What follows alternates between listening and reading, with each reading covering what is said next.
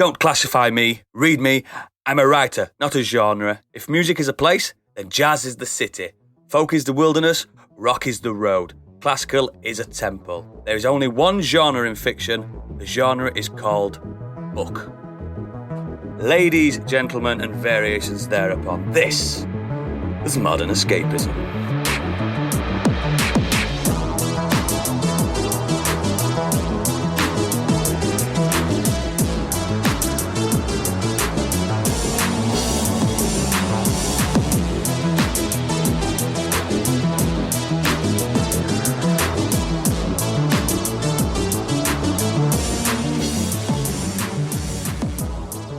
Hello, my name is Oodles, and I am alive and back in the hosting chair. I hope you enjoyed my absence, but playtime is over. Today, I am joined by, if he were a genre, he'd definitely be in the tough northern biopic subgenre, Tyneside dystopia. It's Gadget. Arit. If she was a genre, it'd be an historical epic filled with abs, boobs, wine, and blood. It's Candy Machine. Hello. And probably Willy's. Yep. And if he embodied a genre, I think it's fair to say it'd be a Jane Austen-esque romanticism costume drama. It's Stig. What? No, it wouldn't be. It would be a hospital drama. Have you seen the amount of times this boy's been injured? And unfortunately, Biggie's not very well. So we've given him the night off, but we all know what genre he'd be, don't we? Porno. Yeah, absolutely. Yep. Pure porno. But yes, before we continue with the entertainment, we've got some corporate shilling to do, and I know just the guy. He's made of crisps, but he's really good at shilling. Yeah, good at the selling. So if you like what we do, we have a Patreon, and if you head over to patreon.com/Modern Escapism, on there you'll find the 3 tiers that we do. First up is Modern Escapees for £5 a month. That will get you an extended edition of this episode every week, as well as at least one monthly special and any other specials that we do. If you are into Dungeons and Dragons podcasts, we do one called Do Dragons Dream of Scorched Sheep? And for £5, damn it, £5 £5 a month, that will get you ad-free early access of the podcast, as well as any artwork, music, character sheets, maps, and anything we put together for the show. And you'll also be able to suggest NPC names and items for Gadget to use, which we finally had some. Yes! Finally had some in the most recent episode, so keep them coming in. Yes, and I got the name of who submitted it wrong as well because I was drunk. Oh, mate. It was... Never mind. My bad. He's been informed. He's fine with it. And our people spoken to his people. Yeah. Yeah. For £7.50, the Biggie bundle, that gets you everything. Excellent. Brilliant. It's also worth pointing out that we're 2/3 of the way to our first stretch goal as well. Yeah. Yeah, so, if you want to hear Oodles' script for Hans Baby. Yep. The banger that never has been, but will be. Yes, the adaptation of the source material for Die Hard. I've actually added a few songs to it as well. Oh, for fuck's sake. Now a musical. If you want to hear that, get subscribing to the Patreon. Also, please remember that you have 1 week left to submit your Patreon selections for us.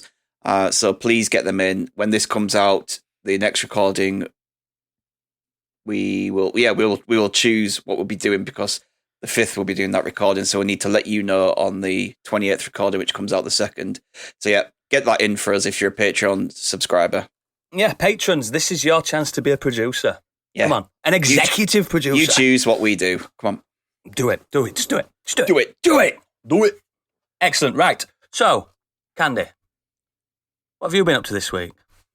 Couple of things this week. I'm going to do a sports one. Weren't expecting that. Yo, what? What? I saw an ice hockey game on Saturday. I went to see the Bristol Pitbulls, who have been playing... we only just got a new ice rink. They've been playing in Oxford for the last 10 years. Wow. So it was one of their first properly home games in a long time. And it was so much fun. I've missed ice hockey so much. I used to go all the time about 20 years ago, and just sort of fizzled out because I wasn't able to. Big lads, aren't there? Yeah, but it was really nice because it was like I recognised a lot of the names, and they're obviously like the sons of the players that I used to watch. So it's cute that it's all kind of kept in the family. So that was nice. It's funny because obviously we talked about that on our Patreon. podcast, didn't we, about you doing ice hockey and that? So for that to have happened, like literally the week after, Yeah, it was cool. kind of meant to Synergy, be. that.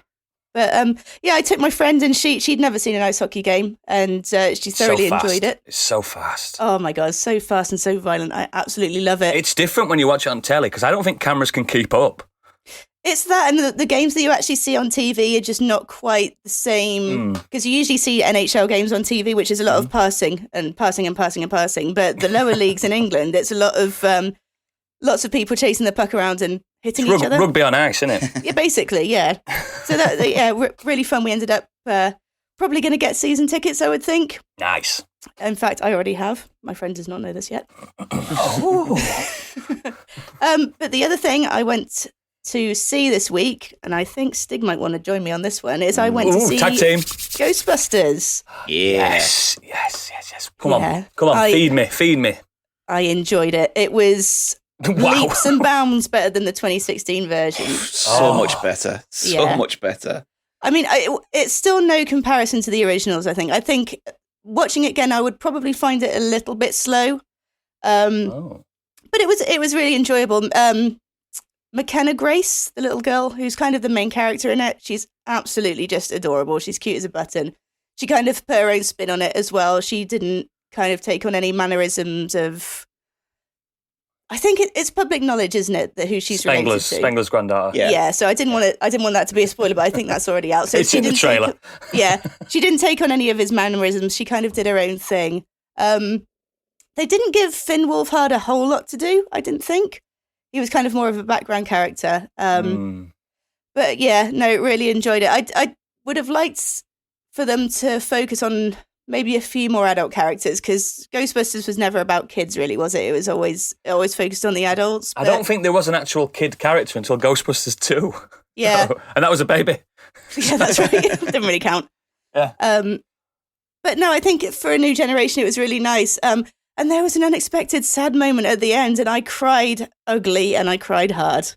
And I was there by myself as well, so I was just there in the cinema, just weeping. I've been doing some crying this week as well.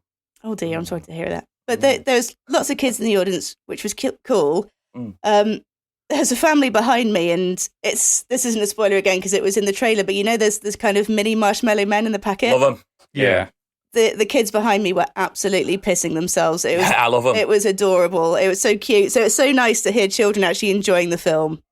But yeah, recommend it. If you haven't gone to see it, go see it. It's you won't be disappointed, I don't think. It's not the original, but it's great anyway. Excellent. I think this is a great segue to nip over to Sir Stig there. Yeah, I loved it. Absolutely loved it. 2 for 2. Yeah, it isn't Ghostbusters, but it's not trying to be. It has that. It does have a Stranger Things / Goonies style element to it, but obviously it's mixed in with Ghostbuster nostalgia. It's not a bad thing, that though, is it? No, it's a film on how you do fan service right. Because just from the trailer, because obviously I haven't seen it, but it looks like it refers a lot back to it, but it's still its own story. I'd agree with that. Yes, and it feels very much like this is a direct sequel to the first film with what goes on in it and what happens in it. It feels like a sequel, but obviously years down the line. And I like the action. I like the kids, and I didn't find any of the kids annoying, which I always think is a bonus in a film. Yeah. Even the little boy they had at the beginning who was a podcaster and started talking about conspiracy theories, and I was like, oh, here we go. I fucking hate podcasters. I got the podcaster being the weird one and everything. But no, he was great. I really liked him. To him. Yeah, his comedy was brilliant. So I was happy they didn't go down the stereotypical route with him. So not like a Godzilla versus King Kong. Yeah, it was so bad. Podcaster. Yeah, exactly. When he started talking about conspiracy theories and things like that, I was like, oh, that's what it brought to mind. Or the stupid podcasters in Halloween. So luckily they don't understand what podcasters actually are, do they? A lot of them. And he was great. I really liked him. He was really good. Paul Rudd was fucking incredible. Yeah, he's always good. So good. And it's a reliable bet. Yes, he did. He kind of took on that Rick Moranis kind of role of really? Bit of the goofy, funny character. Is Paul Rudd the new Rick Moranis? Oh, Biggie's going to be devastated. Just much more handsome, yeah. Yeah, he's not going to be devastated, trust me. At least for a year. No, I liked everyone in it. Carrie Coon was good. She was fun as the mum. And it is a bit slow to start with. I'll agree with that. Like the first kind of half is a slow build-up, getting to know the characters, getting to know what's going on in the town. But obviously once the action ramps up, once the ghosts start to come and once Think about it, though. it starts linking to it. In the second one, they didn't put the proton packs on until the court scene, which is like 45 minutes in. That's quite slow. Yeah, I always like the second one. I do. It's not as good. It's not as good. Some people hate it, but I always like the second one. I thought it was a fun fine. film. I can't understand how this is a 12A and the original's still a PG, though. I know. Yeah. Oh, Maybe get the BBFC to revisit that one. Because other than like, there's a few jump scares in this which like scared the kids, but other than that, there was nothing on there. The level of like the librarian. There's less swearing. There's no like blowjob references. Smoking every second. There's no smoking. Yeah, exactly. I think there were a few adult jokes, weren't there? But we're like Pixar level. Literally, the joke. Yeah. There's a joke about humping, and Amelia said to me, "What does that mean?" Rabbits do, darling. And I was like, "Don't worry about it." Is it played as a comedy? Because I know that one thing I always liked about the original Ghostbusters is that it's not explicitly a comedy, but it's not like Stripes and stuff, is it? It's not. Yeah, it's a romp that happens to have very funny people in it. Yeah. Well, that's where Paul Rudd comes in. I think there wasn't much comedy with the kids. Kids aren't funny. Because that was the problem I had with the 2016 one, where it was entirely played for laughs and it didn't feel good, I think the podcaster lad was the comedy for the kids, but most of the comedy comes from Paul Rudd and the little marshmallows, which were I mean, I'd seen most of that scene in the build-up stuff I'd seen, and because that scene was going around Twitter and it was in the trailer and stuff like that, but like it's still they look great. Loved it. Yeah, they proper had me laughing, those little marshmallows. Yeah, I like them. You know what I thought to myself, because it was that scene is set in Walmart, I was like, that's probably not the weirdest thing that's happened in a Walmart. No way. No. Not a chance. But there's a lovely Harold Ramis tribute in this, really, and this isn't a secret, everyone knows that the original characters are in this. Yeah. I've seen them pop up in trailers and the voices as well. When they turn up, they just fit straight back into those roles. It isn't weird. Yes. It doesn't feel like they're trying too hard to be too try hard. Is what I'm trying to say. Sorry. Yep. It's like it's Dan Aykroyd turning up as a taxi driver or anything like that. No, it's them. It's that's the same guys. Ghost. I'm not touching that. And it's brilliant. The only one missing is Rick Moranis, but everyone else is in there. Paul Rudd is the new Rick Moranis. So he is. Yeah. They were just knackered old Ghostbusters, weren't they? That's exactly what they were. Just grumpy old men. Yeah. Apart from Winston, who seems to be the same age. Yeah, Winston has aged very well. Ernie Hudson's done well for himself. He's done quite a bit of acting, though, like on like shows and that since then, hasn't he? He's been constantly working as Ernie Hudson. Yeah. And just full of nostalgia. It is literally a proper fan service. It kind of does that Force Awakens thing where it plays with a lot of the same beats and stuff from the first film. Very entertaining, nonetheless. Yeah, and loads of times I've got goosebumps. Like the moment that the sirens come on. Like regardless of the fact that I've seen the original loads of times, and I'd never get that feeling when I watch that film.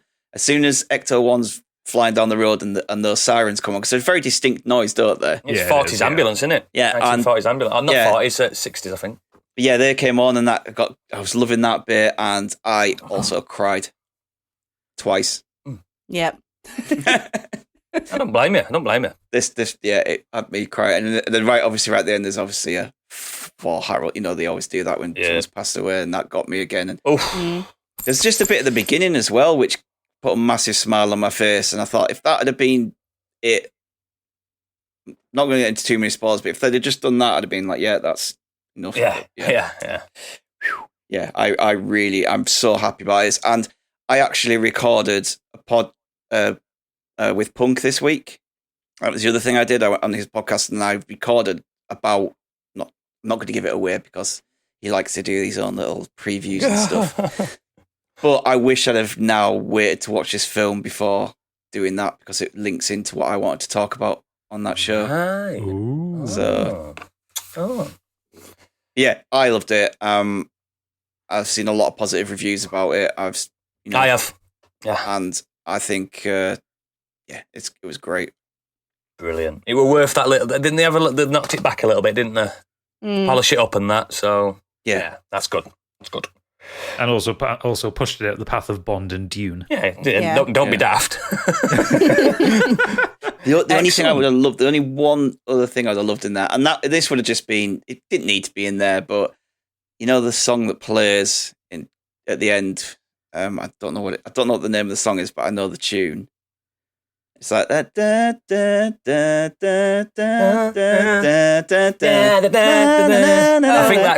I think that's Bobby Brown. Yeah, I think it's Bobby Brown. Chuck that in the He's been cancelled though. Has he? Yeah. I think it's Bobby Brown. I might be wrong. Write in and let me know. If it is, then yeah, maybe not. Maybe don't use that song. Yeah. But. And actually, the music in it, loads of callbacks to and sounds that you'll recognise from the first film, but not so much that it doesn't have its own sound to the film. So please tell me Ray Parker Jr. is in there. Yeah.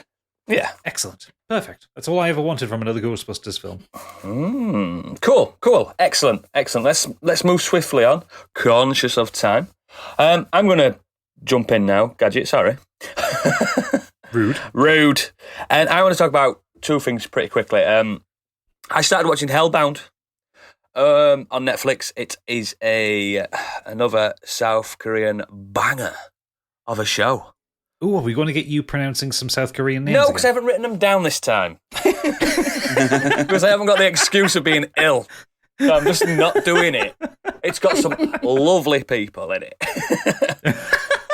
And I'm only like 3 episodes in. But it's got a really mad concept. And you get this in the trailer on Netflix, where basically like an entity comes to you in a certain point in your life and says, you're going to die in 3 days at 2:00 and you're going to hell. You're like, oh no. So you've got a little bit of a countdown. And then when the countdown hits, these 3 like smoke charcoal, Incredible Hulk looking motherfuckers come and just obliterate your body. And I mean, like gory as all, like, imagine if they let the Hulk actually do what the Hulk could do, smash. Like a human skull. It's like, I'm like, what the fuck? It's gory as all hell. I think it's really quite camp. It's quite tongue-in-cheek because the concept's so fucking stupid. Even the characters in the show, when people are telling them what the concept is, like, they're laughing. Do you know what I mean? But it works. Is this the one John Cheatham's been talking about recently? I'm not sure because he talks about loads. Yeah, he mentioned it today in the Discord. I'm looking forward to watching it. It's really good. I've seen someone on Twitter saying graphics are terrible. I don't think they're terrible. I think the CGI in it, I think it's fine. Yeah, this is the one John Cheatham said it's jumped to the top of his ranked list. So I one think spot I'm on for the episode 4. So it's really good, but it's a bit, like I say, it's a bit camp. It knows what it is. And I like that about it. Like, it's self-aware. Self-aware, that's it. Yeah, like characters are saying, that's not real. That can't be happening. And then when it happens, like, okay, I get it now. Do you know what I mean? It's like, ooh. But yeah, I'm gonna continue with that. Hellbound, really good. I don't know if there's an English dub because I don't bother. But I know some people like an English dub so they can like do other things while they're listening to the show. But I ain't got a clue. Probably is. But yeah, that's the main thing I want to talk about is something that made me cry. Ghostbusters. No. Pay attention, Stig, because this has got you written all over it. I watched Tick, Tick, Boom. Oh, yeah, it's there. I was ready to... Oh, my God. I'm not going to bury the lead. It's the best Netflix film I've ever watched. Ooh. High praise indeed. And it's... Considering you finished Netflix. I have completed it, yeah. Platinum. And I think it's Andrew Garfield's best performance he's ever done. It is spellbinding. Now, you know I'm not a Lin-Manuel Miranda mega fan like you are, Stig, but... mega fan. I am now. He's very good. I am now. He's directed this with so much passion because he didn't write the songs in it because they're real songs from a real Broadway show and stuff. But you remember the in the 90s and early 90s, the Broadway and West End Rent was massive, wasn't it? Mm. Huge. And Jonathan Larson was the creator of that. And unfortunately, and this is not a spoiler, unfortunately, he passed away before he saw his success. It's like the night before. Yeah, like Da Something like Vinci. that. Like Da Vinci. He never earned anything, Da Vinci, did he, from his stuff. But yeah, it's like that. And it's a really sad, it's like a proper bohemian, like, rock opera. That's the best way to describe it. And this is the actual, because he did Rent and he did Tick, Tick, Boom. This is Tick, Tick, Boom, obviously, because that's what it's called. But it's the story of how like, we're all creatives, because we're podcasters in general, but like Gadget, you're a musician, I'm a musician. And what's nothing worse than writer's block and stuff like that, is there? Oh, it's the worst. So horrible. You just want to look out a window and jump through it. It just thrashes your head. And Andrew Garfield is just so good at it, at showing you how depressing it can be to have writer's block. He's very similar to me, where he's got a life crisis. I won't say midlife, because he's hitting 30. And he's like, oh no. Mid-30s. Oh yeah, it's your birthday, isn't it, as well? I've got to say happy birthday. No, Oodles. don't do this to me. Also, let's face it, Oodles, you're not having a midlife crisis now. You're not living past 40. No, not a chance. Not a chance. These are my final years, these. You're in your golden years. This is retirement. Time to retire. I just think, I'm a big fan of Andrew Garfield. This is my favourite Peter Parker, for God's sake. I like him. He's a beanpole, isn't he? He's really easy to watch. He's good in Social Network. But he is, oh my God, he's so good. He's so good. And like, He's Jonathan one of those Larson's frustrating actors where he can be very good in some things and really poor in others. Yeah, oh yeah. Yeah, he's had bad ones. But he's clearly studied Jonathan Larson's life and his mannerisms. A bit like how Rami Malek did Freddie Mercury. Yeah. I think Garfield's done a better job at imitating like a real, let's say... person. No, not person. Yeah, obviously person, but I'm going to think of another word. A larger-than-life character. Yeah. And obviously it's set in 1990 and he lives in New York, Bohemia, New York, Soho in New York. And the AIDS pandemic's kicking in, do you know what I mean? All that kind of thing. So it's got a lot of social commentary to it as well. And, oh, mate, the tunes are bangers. Every single tune's incredible. Every single one. Everyone. So did the playwright just do the same play twice? Because that's what Rent is about. Oh yeah, I know.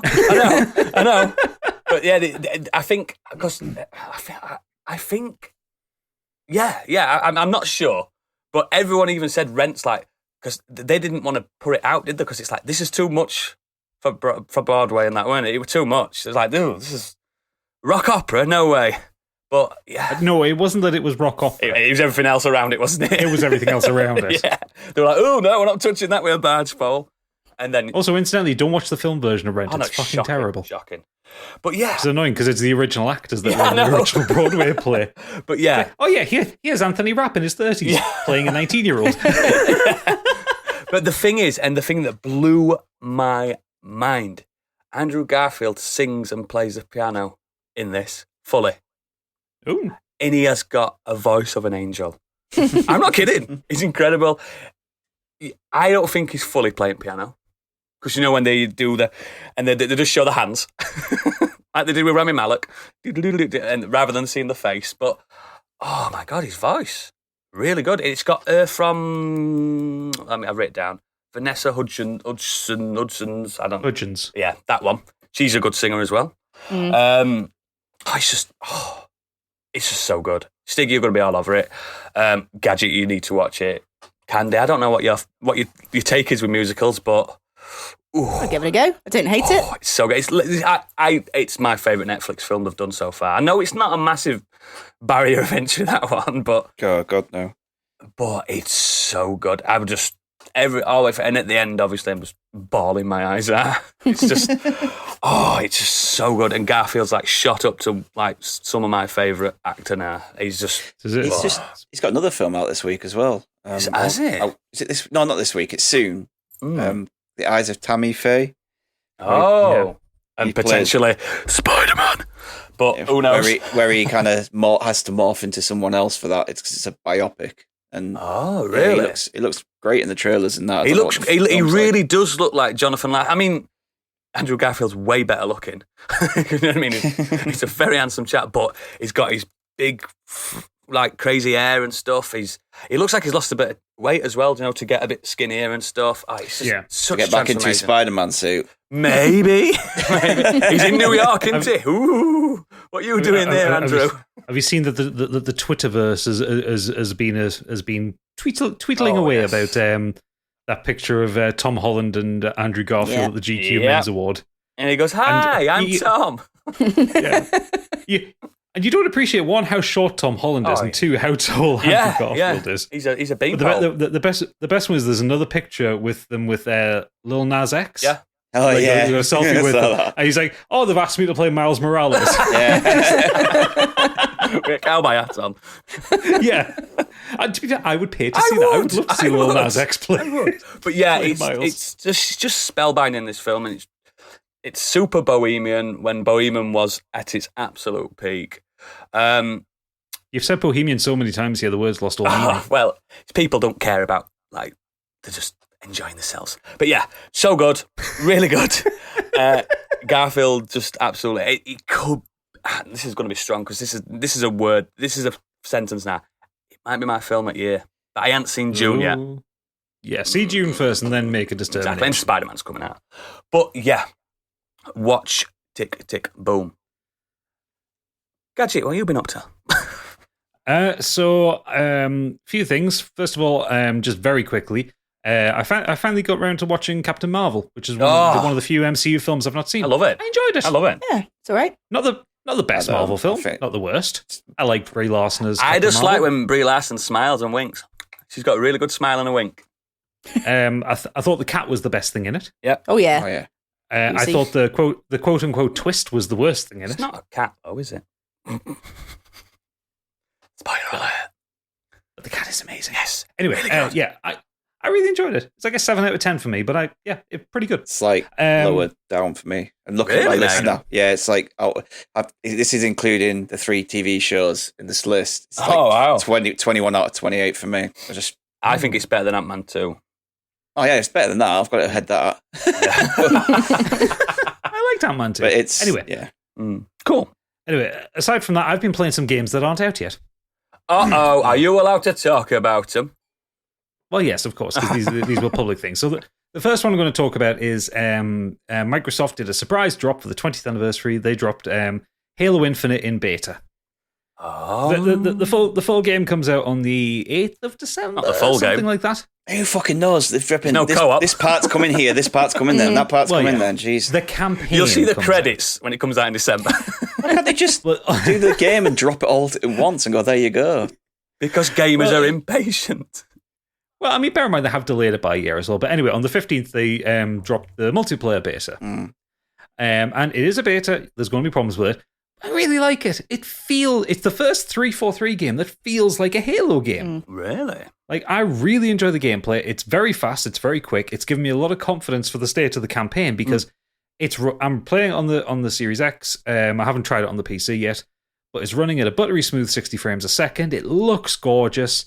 The game modes feel tight and tweaked, and I'm just playing like the quick play playlist, so it's just basically all the game modes cycled through with some modifiers on. I'm still terrible at it, just like I was 20 years ago. Join the club, mate. Everyone that I've seen on like my Discord, and I was just saying I'm pretty shit at this, but I'm enjoying it, so I'll carry on. Yeah, I enjoy Slayer less than I did back in the day. Is that the team one? Team deathmatch. Yeah. But that's because I used to be actually all right at Slayer, but I'm really enjoying stuff like Capture the Flag, Oddball. They put a lot of modifiers in things as well, so you get like some of them have unlimited timers or there's certain conditions. There is a Capture the Flag mode which they've put in. I don't know if this has been in previous Halo games. Like I haven't really played them since Reach, so I don't know if it's been in the 343 ones. But it's called I think it's just called Single Flag, and it's basically asymmetric Capture the Flag. So you take turns defending the flag as opposed to having 2 flags on a map. And I've played a few games that it's so fucking tense. It's so good. I really enjoy it. And I've got, like I say, I've done enough of the multiplayer to know that the game's probably going to be very good, and I'm not going to get sweaty with it. I'm not going to try and like rank up or level up. It'll be a thing I'll go back to. You're not buying the battle pass. Oh fuck no! I never do. No, but it'll be one of those when like all my mates are playing it, I'll jump in for some multiplayer laps. Halo's always been good. Solo queuing is hard work. You die a lot if you're solo queuing in it. And you can always tell when you're up against a team. Yeah. Because you just get eviscerated. Or a mouse. A mouse and keyboard. Yeah.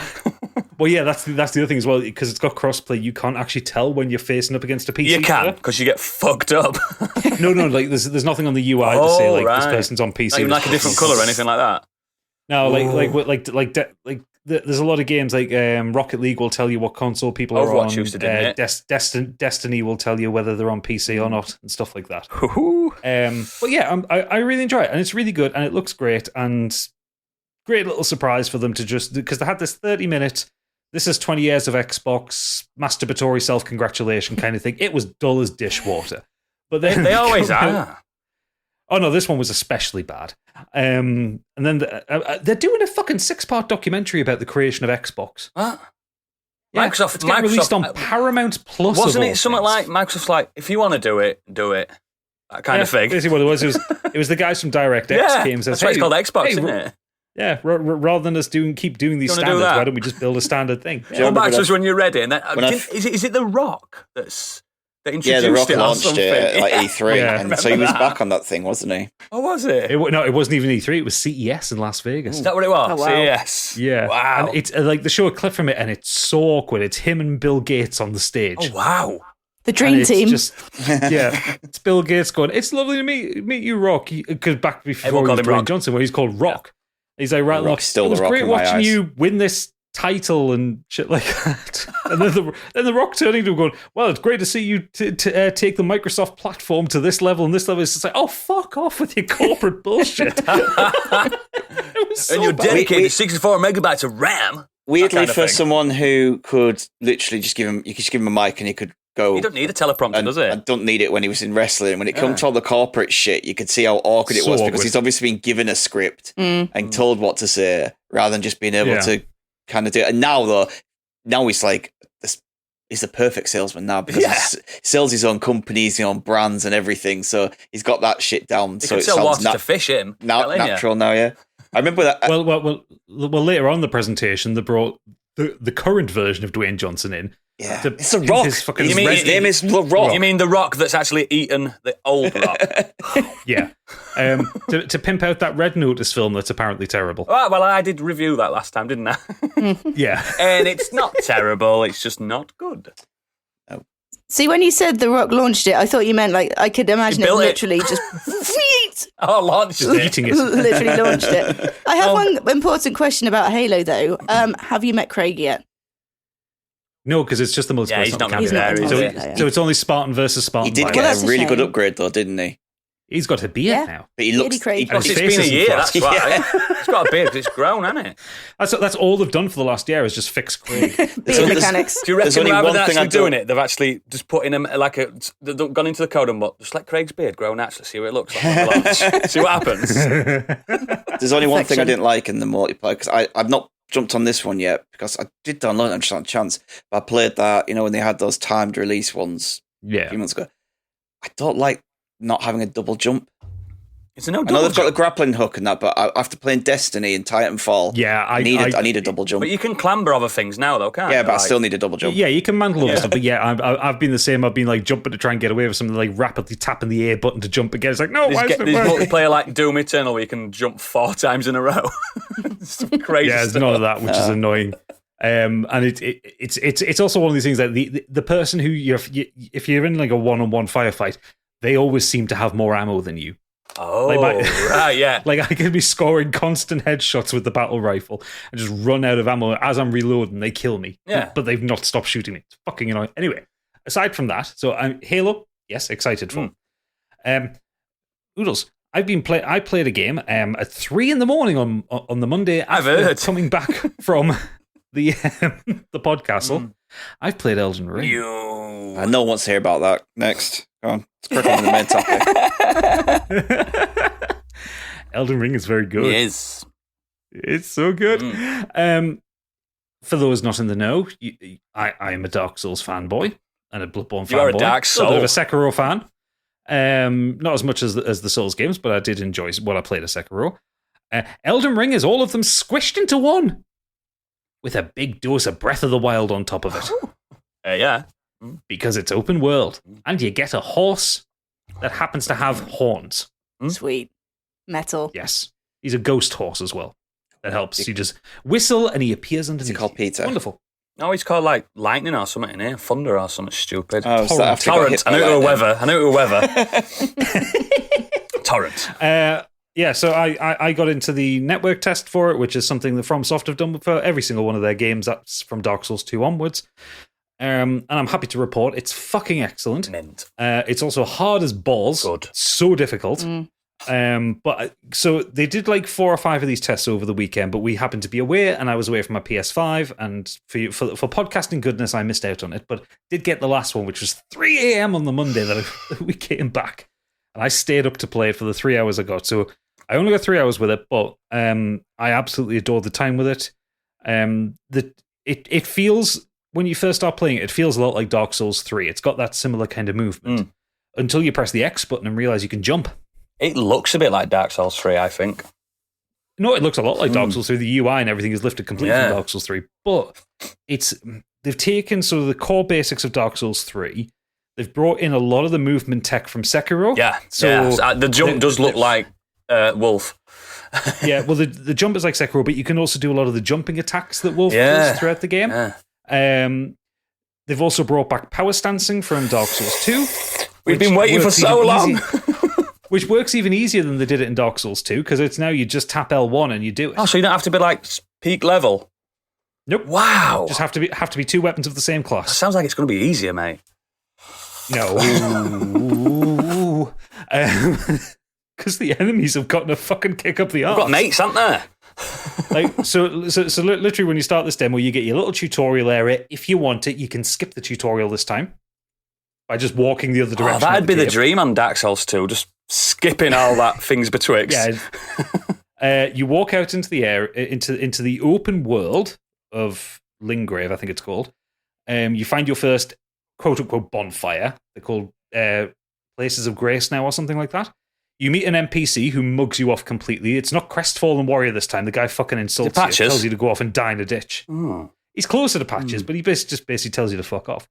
And then you walk down off this cliffside and immediately into your first open world boss, because some of the bosses are just wandering around the open world. Love it. And this guy is basically Gyobu from Sekiro, and twice as hard. I am Gyobu. That guy. He hits you like a fucking truck. It took me an hour and a half to get him down.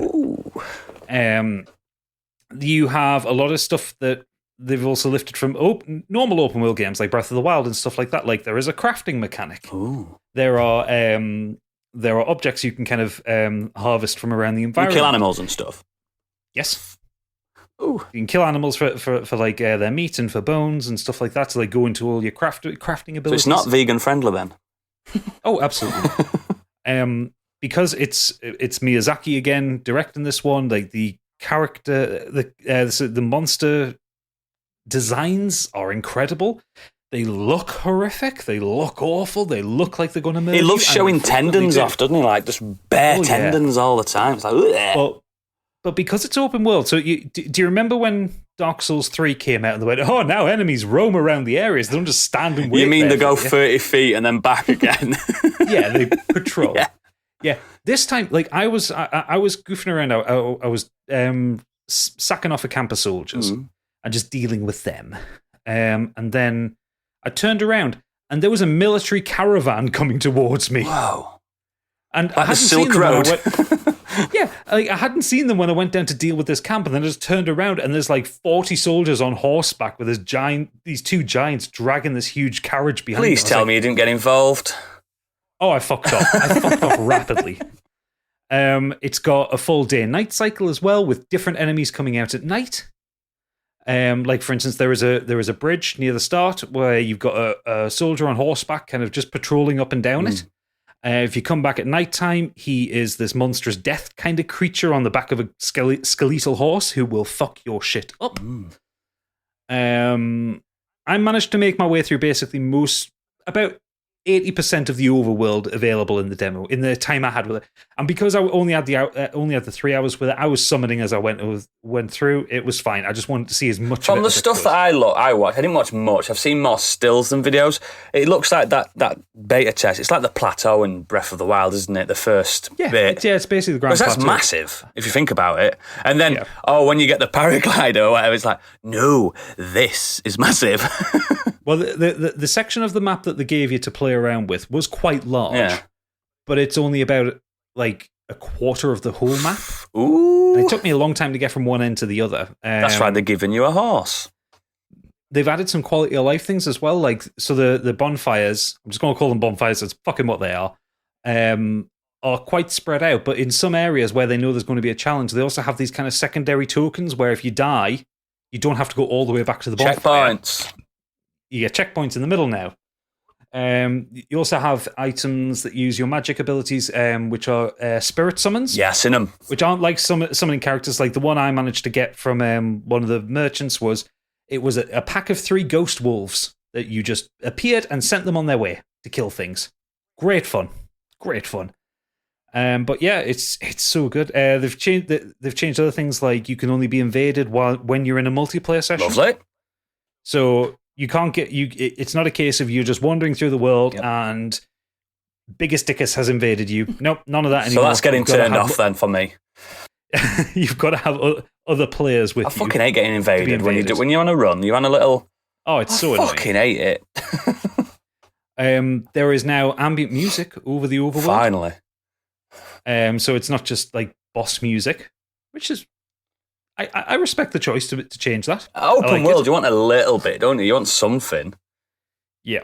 It's absolutely gorgeous. I don't think it looks like next gen. No, it's not even next gen price. It's $49.99. Yeah. But like when you walk out of that first cave and you look up and you see this giant fucking golden tree. That's the thing, isn't it? You probably know you can go there. Well, yeah, you can. It's one of it delivers that promise that Dark Souls had where if you can see it, you can go there. But when you like see it, it's just so. It's the art direction is superb. It is just absolutely beautiful to look at, even if it's not like as pretty as the Demon Souls remake. Yeah, because it's not trying to be. It's got so many mechanics on that I didn't even cover that I've seen people talk about in other videos. Stuff like some of like the aerial attacks you can do, jumping off your horse and that kind of thing. And you've just got so many tools at your disposal. So many impressive bosses, so many impressive monsters. I am so excited for not this long game. now, like mate. I'm not going to be watching any more videos on it, reading anything else about it. I've played the 3 hours. I know I love it. So you can pre-order it now, can't you? You can pre-order it now. Now you can pre-order it. Now you know as well. You're just like, fuck it. Oh, it's already pre-ordered, but it's out end of February, I think. So yeah, there'll be loads of people booking time off work. Oh, for sure. There'll be no one like, yes, where is the work for? Oh, they're all nerds. I think. Well, I look forward to watching somebody else play it. I think Stig, this will be the one for you. People that don't like Dark Souls. I think this is it. Do you know what? It's not that I don't like Dark Souls. It's just never got on with Bloodborne. Just never bothered with the rest. I get that. I mean, Bloodborne is a bad place to start with the Souls games because it's rock hard. Yeah, it's a lot harder than the other Souls games. Like this is hard, but there are things you can do. Like for instance, you can run away from shit. Yeah. Like because it's an open world and tied into a fog boss place. That reminds me of the thing that Gyobu looking boss thing that I was dealing with. So I had summons to help me with him because I was just working through it. And I got invaded, and the boss will attack the invaders and damage them. You love to see it. Yeah. And also, the way magic works in this one's different from previous. Isn't every class games. magic based? Every class has magic based, but it's your weapon art is your magic. God, you can tell J.R.R. Martin's got his balls on that. Everyone's magic. You can take the weapon art off the weapon and move it to a different weapon. Wow, so it's like a skill art rather than a weapon art. Yeah, they're called Ashes of War. Of course they are. Of course they are. But yeah, so if you've got like a lightning attack on your sword, but you want to have it on that big fucking axe you just found, well, you can do that. Okay, I'm down for that. Good.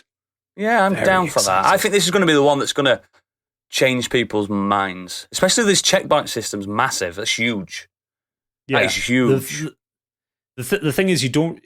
It tells you about the. It's not like you have to find the checkpoint. It doesn't say like checkpoint found. It's like you get this little icon under your health bar that says you're in a checkpoint area.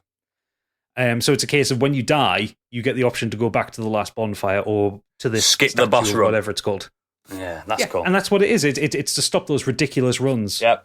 Run back. So they've put a lot of conceits in for newer players, but also to help with the open. And I'm sure everyone on Twitter's up for this, aren't they? Yeah, universally. Really? No, I've seen people moaning about the fact that there's checkpoints already. Oh, it's baby Dark Souls. It's baby Dark Souls. Fucking let someone play it. Let someone play it.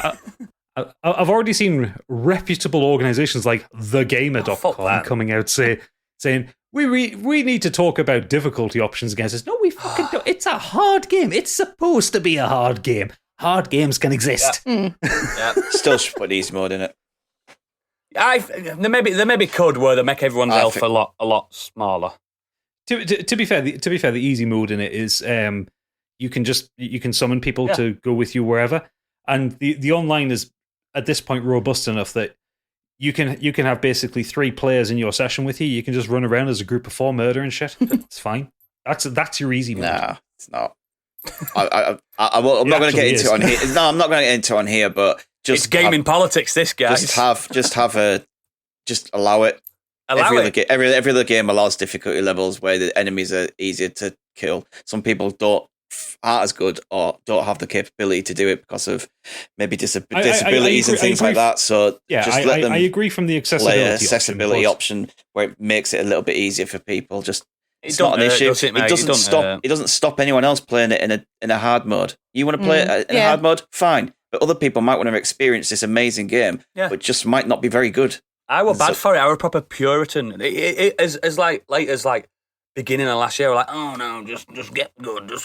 And then as I've come to realise, like that, I've been going out of my comfort zone. I've been playing a lot more first person shooters. And do you know what I love to see? There's an easy mode. Like, sometimes you do just want to experience the story as well, though. Yeah, exactly. Yeah. It's hard to experience the story in a FromSoft game, though. They're rather obtuse things. You have to complete them. The story's presented in many different ways, which is rather odd considering they brought in this big, massive fantasy writer. Apparently, this and yet it's not known for doing like cutscenes and stories like that. You kind of find the story through lore and reading stuff. I've heard this one's going to be a little bit different on that aspect, isn't it? I mean, in the 3 hours I played, I had 4 cutscenes in it, which is more than the entire of Dark Souls. There you go, then. Yeah, that's where that's coming. They're still a little bit obtuse and a little bit kind of. I saw that last boss, and he did a poetic monologue before he started attacking you, didn't he? The arm guy. Oh fuck! What's he called? Metis or something like that. Yeah, he was a bastard. Got so many arms. Right. So if George R. R. Martin's done with that. Fancy finishing those books? Oh, come on. Well, George R. R. Martin was done with it ages ago. So George R. R. Martin did a lot of the world context. He didn't do the in-game story. So what's he got on now? Did a lot of probably writing something that's nothing to do with Fire and Ice. I think we've more chance of getting... children's books in here. We've got more chance of getting Martin to appear on our podcast than to finish that book. I reckon we could email him and get him I think it's because he's frantically going through, changing everything, going, so it's not like that last season, he's just scribbling so many notes that's out. That's actually what he wrote. Yeah. Anyway, Elden Ring, keep an eye out for it. It's coming out in February, and if you have liked any of the Dark Souls or Bloodborne or Sekiro at any point, it's got something for you, because it's all of those games stapled together with a bit of Breath of the Wild on top. Ooh, look at Gadget been doing all this market research for massive companies all week.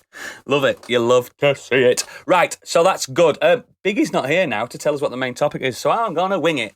Basically, what you guys couldn't say last time is the main topic is media you like from genres you don't tend to like. We were discussing this in the green room.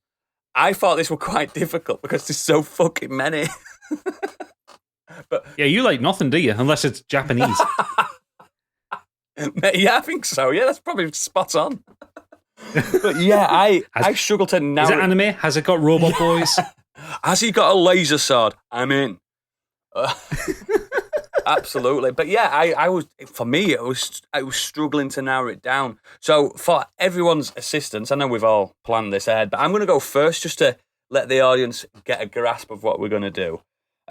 So people that have listened to this since day one, American sitcoms are by far my least favourite genre in media. I mean, apart from Friends, you adored Friends. I feel like... That humble Rachel Green. Yeah, I feel like 90% of the ones I've watched just hit with... It's like lowest common denominator, pandering jokes, middle-class wankery. However, I do like the odd few. And I want to just tip my hat. I've got a hat on. Tip my hat and praise... probably this Frasier, obviously, but we've talked about that ad nauseum. A modern sitcom, Community. Have we all seen Community? Of course. Yes. Fucking love Community, and it's not something I always chat about. But if you don't know what Community is, it's written by Dan Harmon, who now does a little unknown show. I think it's called Rick and Morty. You might have not heard of it, but yeah. And also directed mainly by the Russo brothers. I'll do a little film series. What's it called again? Avengers. It's all right for themselves, isn't they? They've all done all right for themselves, haven't they? And it's starring Joel McHale, who does Netflix stuff now. Danny Pudi, who's in quite a lot of stuff, isn't he? Mythic Quest is the current thing he's doing. Donald Childish Gambino Glover. He's pretty fucking famous now. Chevy, I'm a proper real life bastard Chase. I mean, he does play a real life bastard in that show as well, so he doesn't have to go just far playing for himself, his role. isn't he? He's playing himself. Yeah. We got Gillian Jacobs, Alison Brie, who's now a megastar. And what my favourite actress in it is Yvette Nicole Brown. Oh, she's sensational in it. I think she was in one of Avengers films as well. She was, yeah. Yes. And the main thing with Community is, before we go into like my favourite moments and stuff, it's got a massive supporting cast and special guests and stuff like that. You've got big hitters, like you've got Jim Rash, he becomes more of a main character. He plays Dean Pelton. I love that it's called Dean. So good. You've got John Oliver, who plays John Oliver. Literally. It's just he's not acting at all. You've got motherfucking Keith David. He pops up. He's really good. And then you've got Jonathan Banks from Better Call Saul and Breaking Bad. He becomes quite a main cast member near the end, doesn't he? Yeah. And yeah. Ken Jeong as well. Oh, God. Yeah. Ken Jeong. He's a megastar now as well. But yeah, Community. So you've all seen it? Nope, I haven't. What? Sorry. So Community it knows what it is. It's very clever. It's very meta, which is quite a hot word in 2021. You've got to pay Mark Zuckerberg £10 now. Oh, sorry. I turned around like you were here. I turned around like you were behind me. It does. Anytime someone says meta, just a form of him appears behind you. Yeah, we all know he's not human.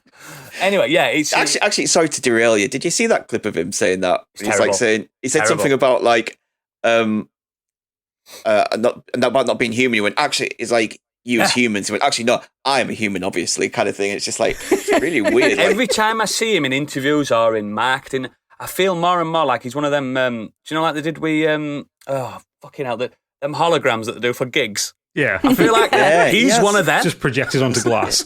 Yeah, just says something like, "We're not like I was a person. I mean, I am a person." It's like, okay, Mark. Every time he smiles, it's so inhuman. And then he's like, "I'm just going to eat this burger," and throws up on it like a fly. Everyone loves doing that. Back to Community. Yeah, Community. So this is. I'll talk to you on this, Candy, because basically most of the episodes are basically based around this study group in a community college. That's what it's called, Community. They're all adults. They all didn't go to university in America or college. So they're a bit of them are washed out and stuff. And community college is free adult education, isn't it? We have them in England. And they're in a study group. I think because in the first episode, Joel McHale's character, he tries to fob them all off, doesn't he? But it's just, he thinks because he's a lawyer that didn't actually get a real lawyer education or something like that. I can't remember. I ain't seen the first episode in so long. He didn't have enough credits to pass the bar. Yeah, that was it. So he has to go to community college. He's perfectly capable as a lawyer, but he has to go back to college to get enough credits to be a lawyer again. And in his own words, he's cursed by handsomeness. I know how that feels. Yeah. So people expect him to be not as... Because he's quite a clever bloke, isn't he? Sometimes streetwise more than clever, I suppose. Like he's been around. But basically most of the episodes reside around this study group in a little like area. What's it called? It's just in the library. Social area. Just the library, yeah. Yeah, library. And then... I mean, the first few seasons are a bit tame, but then they've got some special episodes. There's the Pillar Fort one. There's the Paintball trilogy. Paintball one is incredible. Every paintball episode is brilliant, and just the escalation of it. You don't understand, can it? These are like Avengers-style episodes in a school. In a school, like people look like they're getting killed by paintballs. And they get shot with the paintballs and it's like coughing up paint out their mouth like in Spaced. I was going to say Spaced, got, exactly. Ennio Morricone's Ecstasy of Gold playing in the background and stuff. And then the next, because it's like a trilogy, and then the next episode's a Star Wars parody, but it's the same day. So they're all dressed up as Star Wars characters. It's fucked up. And there's one episode, a crazy episode where Subway, the actual sandwich company, they turn him into a human, don't they? And he's called Subway, isn't he? The actual human, the entity is a man. It's so fucked up. There's the Claymation Christmas special. Yes, that's excellent. There's the 8-bit gaming one, which is also excellent. Yeah, there's the trampoline episode, banging episode, where you never double bounce on a trampoline. We all know this, don't we? Oh, you never double bounce. If you double bounce, you're doomed. But yeah, it's just such a good surreal. I like I like an American sitcom if it's got a bit of a British sarcastic edge to it. I mean, the thing is, you're underselling just how good the relationship is between Troy and Arbed. Oh God, Troy and Arbed in the morning. At night. They're so good. Arbed, who's played by Danny Pudi, he's like the Sheldon character in this one. If you've ever watched Big Bang Theory, he's odd. He's very disconnected from everybody else. Yeah, he's quite clearly on the spectrum. But he very rapidly gets pivoted to be the star of the show. Oh, yeah. It's his show after a while. Yeah, and he sees the entire world through movie references. Yeah. And it just gets surreal and surreal. He adores films, he adores TV, everything. At one point, the actor ends up having some cameos in the sitcom Cougar Town, which came out at the same time. Yeah. And so they started writing Cougar Town jokes into the show, which then get referenced in Cougar Town. It's very meta about itself. I think the one episode you can watch that's just completely on its own, and there's no... Because there is overarching narratives to it, but the D&D episode... You can't watch that anymore. Well, I suppose you can you? Well, no, it's literally been pulled from all streaming services because P.S. Chevy Chase's character turns up in blackface. Yeah, he does. I just remembered that while I was doing this. It's not really blackface. It's like brown. Not far off. It's like brownface because he says he's like trying to be an authentic orc or something like that. Orc face. It just looks like he's in blackface. Chevy Chase has got the easiest job in this show because he's an horrible bastard anyway. Yeah, and he's just being him. I remember the Russos in interviews saying, "Who's the worst person you've ever worked with?" They both went, "Chevy Chase." Oh yeah, apparently made life difficult for everybody on set. They put his trailer furthest away from set because I didn't want to deal with him. Fucking Chevy Chase, man. And the Dean is delightfully off the wall. Oh, like God. Dean. Yeah, he starts off candy. He starts off just as this kind of like, trying to be friends with everyone, trying to like mollify everything. He's a little bit camp and all that. Turns out he quite fancies Joel McHale's character as it goes on. And then he just randomly starts dressing in drag. Yeah. Wow. Because in one of the Halloween episodes, he does one of those like costumes where it's like one half is one thing and one half is like dressed with like high heels. He discovers it, doesn't he? Yeah, he did. Well, that's where that meme comes from. It says, I hope this hasn't awakened something inside. Yeah, that's it. Yeah, I think just going back to what you said about it almost having a kind of British sense of humour, that's one thing that is very rarely captured in American TV shows, isn't it? The kind of British sarcasm. I mean, I know they try and, for example, do you remember they did the roasts Yeah. And it was, they didn't quite get what roasting somebody was. They were just being dicks. Well, we all know the king of the about roast is Ricky Gervais when he does the award ceremonies. He's the king. Roastmeister General. Yeah. But you have to be funny with it, whereas I think sometimes that gets a little bit lost in translation, which is why a lot of Americans do tend to like British TV shows, because that's just our humour. That's how we're raised, kind of thing. You know, it's just, I hate to say the word banter, but it is banter, isn't it? Well, it started with like Monty Python. They weren't scared to leave a shot lingering. They weren't scared. Just let it happen. Deliberately awkward. Yeah. And Americans wouldn't do that. That was a big difference between, and I know a lot of people love the American Office as well, but there was a tonal difference, I think, with that.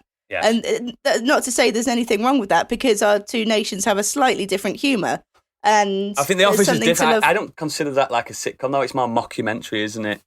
Yeah. Yeah, but I get what you're saying. Yeah, still this kind of the sense of humour is just slightly different. And like I said, neither is better than the other necessarily. It's just different. Yeah, I think, because I know you like the American Office, but everyone does. Community is a really good.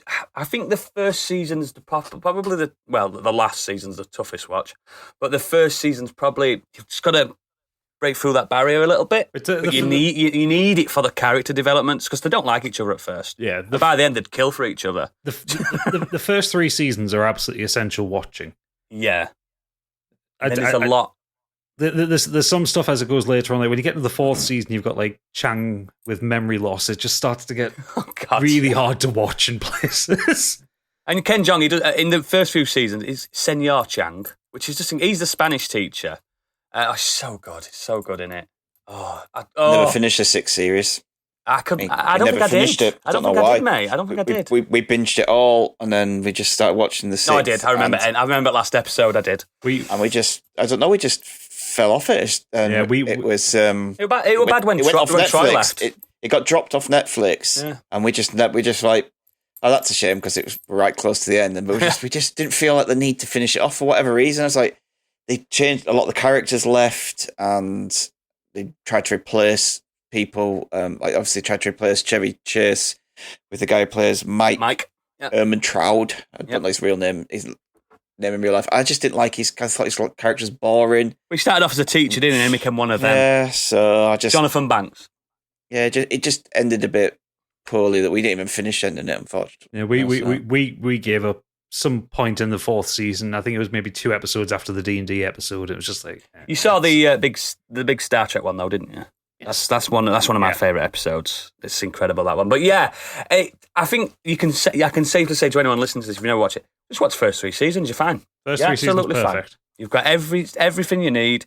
I think the Russos stopped after season 4, and they're the best episodes, because they don't direct them all, because it's a sitcom, innit? Everyone has a little stab at an episode. And they're long seasons as well. They're like 24-episode seasons. Oh yeah, and I think they're 45 minutes long episodes. No, they're only half an hour long. Oh, are they? But yeah, you can tell who's directing who, and in the late seasons they let the actors direct an episode, and you're like, ooh. you think was Abed in this? Oh, he's directing this episode, so he's not going to be in it much. Stuff like that. But yeah, it's one of those. Like a lot of people say, like, oh, you've got to watch Always Sunny in Philadelphia. I'm getting to like that more as it's going on. I'm finding it, because it's getting darker. Oh yes, and I like how like evil it's getting. It's pure evil. I'm on like season 6 of that now. Yeah, first season of Sunny doesn't leave the best impression. It's after Danny DeVito comes into it. That's when it kind of hits its stride.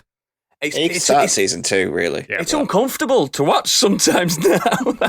It also it doesn't help that the very first episode of It's Always Sunny is the gang become racists or something like that.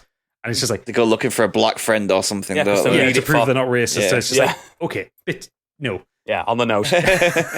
But yeah, I think it's got ties and links to like Always Sunny, but it's not as evil and dark as Always Sunny. But it's just really good, and everyone in it's really talented, apart from Chevy Chase, because I don't want to give him any credit because he's a baddie. But yeah, it's really good, and it like that and Frasier and a few others. It somehow burst through my force field of American sitcoms. So basically you're saying you like American sitcoms when they're really well written? Maybe so. Maybe I've got taste. But yes, let's move on.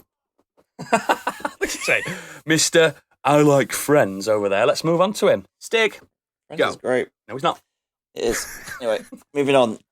So I've talked about this game before. I really struggle with this because when it comes to stuff like films, I don't really have a genre I don't like because, I didn't think I liked whimsical comedies, and then I started watching Wes Anderson films. Incredible.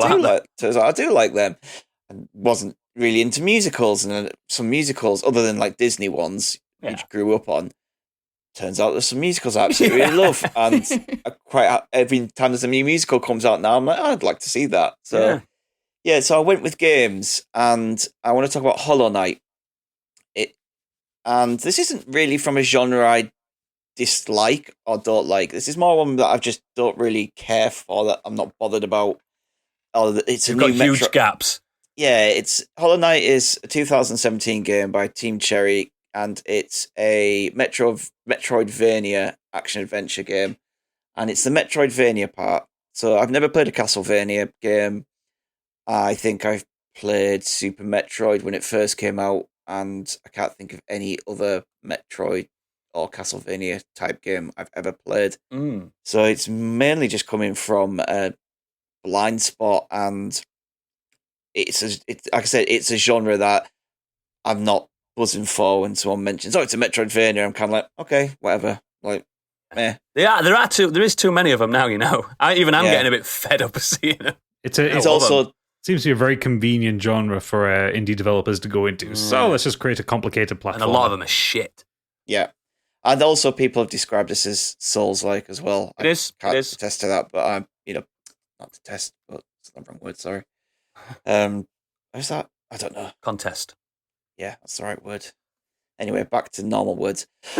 So you play as the Knight. He's a nameless warrior, uncertain of his own identity or origin, and he wanders and explores the ruined kingdom of Hollow Nest to uncover its mysteries, encountering various friendly or hostile bugs. You fight bosses, unlock new powers and abilities to progress. And for whatever reason, considering this game is quite difficult to start with, and before you kind of unlock the map and other stuff, it's a bit, you're aimlessly wandering around, not really knowing what to do. But once you kind of get to that point, I just fell in love with it. And it clicks, doesn't it? Yeah, I put, I think, about 65 to 70 hours into this game, got the 100% run, missed a few of the post-endgame stuff. Circus stuff. Yeah, I defeated him once. There's no need to completely keep doing it and stuff. I didn't do the full trials. The gods, the god things, No, the Colosseum? Arena, the Colosseum, yeah. And Zoit, the mighty Zoit. Yeah. You can beat him 10 times or something. You got to beat him 10 times, and you don't get anything for it. No. He's just get a bit of dialogue at the end, and it's really annoying. So I was like, I'm not doing that. Oh, like once was bad enough. And you don't get a trophy for it, mate. Exactly. I was like, I'm fine. I did the 100% of the game, and I did some of the other endgame stuff, but I was happy with what I played, and I absolutely loved it. So the game is kind of split into 15 different sections in the map, and you can kind of go back and forth between these sections. You don't have to stick to one. Sometimes you can't even get into a section until you've unlocked a certain ability, and that could be like on the other end of the map. Yeah, hours. It's like, I've got, and also you'll click and go, I've got that ability now. I can go back over there and try it. It's like, now I've got the ability to do these double jumps, or I can bounce off these walls, or this doesn't harm me anymore. And they're just so, every part of the map is so different and so well thought out. It's beautiful, isn't it? Yeah, the music is incredible, the artwork style is incredible, the bosses I really liked. I never once, they're difficult, but I never once felt pissed off with them. I think the hardest one I ever had a trouble with was with Grim. Grim is rock hard, mate. Yeah. It's probably the hardest boss in the game. Yeah, and that's DLC stuff, so you don't even have to do them if you don't want to. He's there is rock hard. I beat him twice in my life, and I've beat that game like 400 times now. There's 3 DLCs for it, so there's Godmaster, the Grim Troop, and the Colosseum of Fools. I did the first 2 on the Colosseum. I beat Grim once, and I played some of the Godmaster stuff. Yeah. But I think the Godmaster stuff's like for your hardcore gamers. It's just a boss rush, isn't it? Punish themselves. Yeah, there's a few things on there where there's a lot of blades and a lot of spikes. And you've got time jumps perfectly, otherwise you die. You just go back to the beginning. It's got a lot of that thing that I don't like with these type of games, where it's a tough boss, and guess what it does? It puts normal enemies in it with you as well. Like, no! You should go into YouTube and look at some of the people who mod that Colosseum stuff to make it harder. Great, I think, but the gods bit, that's there was one I watched where it started. I think it started off by putting 3 of the first boss in the game into it. Fuck that. Followed by spikes. Fuck that. Because you've got a pogo on spikes, haven't you? Constantly. Pogo. I love the exploration in this game. Like I said, each section is so different. You kind of go into the depths at one point, which is like pitch black. Deep nest. Areas. It's horrible, isn't it? Yeah, there's areas. Oh, is that the one with the spiders? Oh. Yep. When they come on the screen. That one was rough for me to get through. Didn't like that one. No. But every other bug in this, even the dung beetles are cute as fuck, but the spiders are horrendous. Yeah, the spiders are awful in this. Yeah, there's like I say, there's like a greener area which is full of like forestry, fog canyon. Obviously has its like the fog aesthetic and things. That's the weird one because it's got jellyfish there. Yeah. Everything's a bug apart from that bit. And it's just, I don't know what it was, but I just absolutely adored this game. And it hasn't made me want to go and try other Metroidvanias. No, that's a really good example of one, though. That's the thing. Yeah. Other than I'm sat here like everyone else who enjoyed this game waiting for Silk Song. Ooh. Fuck knows when that's going to come out. But if it weren't for you, ready. I wouldn't have played Hollow Knight properly. That's the one thing I'll always think of when I play Hollow Knight. I think of you, Stig. It's like, I mean, that time when I came on the other Discord and I was like, yeah, I beat it. And you were like, how long? I went, 20 hours. You went, you haven't done it then, have you? Proper getting on at me. It's like, it took me 70 hours. Proper gatekeeping this game. It's just like, he went, go back and do it again. And about a week later, I'm like, you're right, mate. It's incredible. I'm not one for one of these people who's like, I must 100% this. I must do everything. But I 100% this. Even taking the flower from one end of the map to the other. Oh, without getting hit. Without getting hit, you have to take one item from literally one end of the map to the other without getting hit. If you get hit, you have to go all the way back to where it was. And I found the path, the easiest path through, and I was like, I can get through this path. There's a few paths to get there, but yeah, you got to proper put your cartography skills in place, haven't you, on the map? Yeah, it's like, right, I remember this part and I remember that part. It's great. And obviously, to help you along the way in this game, you can choose. They've got like an ability tree, and you can select abilities. The badges. You've got up to 40 of these badges. Each has a different set of notches. So you unlock notches, and one thing might only take 1 notch, one thing might take 3. And you build your character around that. So they all have like different things on what they can do. So some will make your nail harder. Some will give you the ability, I think, to rush quicker. Some will mean that you Some gives you poise as well, so you don't move when you attack. Yeah, give you armor. Some will release like bugs around you that help you. Compass. Yeah, you always have the compass on. Yeah, keep the compass on. Keep the compass on all the time. I just love the ability to kind of just mix and match. When you knew you're going into a certain boss and you're thinking, right, what's the best way to defeat this boss? Okay, if I put this on, that gives me an extra long nail so I can keep my distance. Then I can put these on so the bugs will attack him from the other side while I'm whacking from this side. And it's just really clever it makes you think about how to tackle bosses. You don't just run in there and think, I can just swipe at him and I'm done. My favourite one for bosses was the honeycomb one where you couldn't heal anymore, but you had loads of honeycomb health. Love that one. That was so that was good. Really good. And I quite like the ones where I think they dropped from the ceiling and you had to like pogo on top of them to bounce around them and keep off them and stuff. But yeah, it's just, as you go along, if you want, you can obviously read the lore of things. You've got these little caterpillars. The grubs. Grubs. Yeah, you find these little grubs and you send them back to the where they need to go back. But I'd suggest if you ever play this game and you collect all the grubs, don't go back. Don't go back. Insects are horrible bastards. I remember when you told me to do it, because I went, I've got them all. You went, go back. I'm like, why? I'm a monster. No, you're not a monster. The grub father is a monster. Yeah, yes, he is. Yeah, grub father. And it has the same kind of things. Everything, Candy. Oh, it goes. So good. So it has the. I think it's this is like Dark Souls, isn't it? Where you bonfires, you have the benches you can save on. And losing your souls. Yeah, there's like a fast travel as well. You can kind of jump on the stag. The stag, yeah, and you can take it to different areas. And I just absolutely love this game. Every NPC in that game has got an arc, a story arc. Yeah, they do. It's so even the stag, even the fast travel character has an arc. It's so good. Oh. And I wish I'd time to play it again. It's incredible on Switch as well. Yeah, I played it on the Switch. Same here. Yeah, I would like. The Switch is perfect. I wouldn't mind that OLED one just to play Hollow Knight, and then I'll take it back. It'll look incredible on the OLED one. To be fair, it would. So yeah, there is a character in the game, and she's getting her own prequel.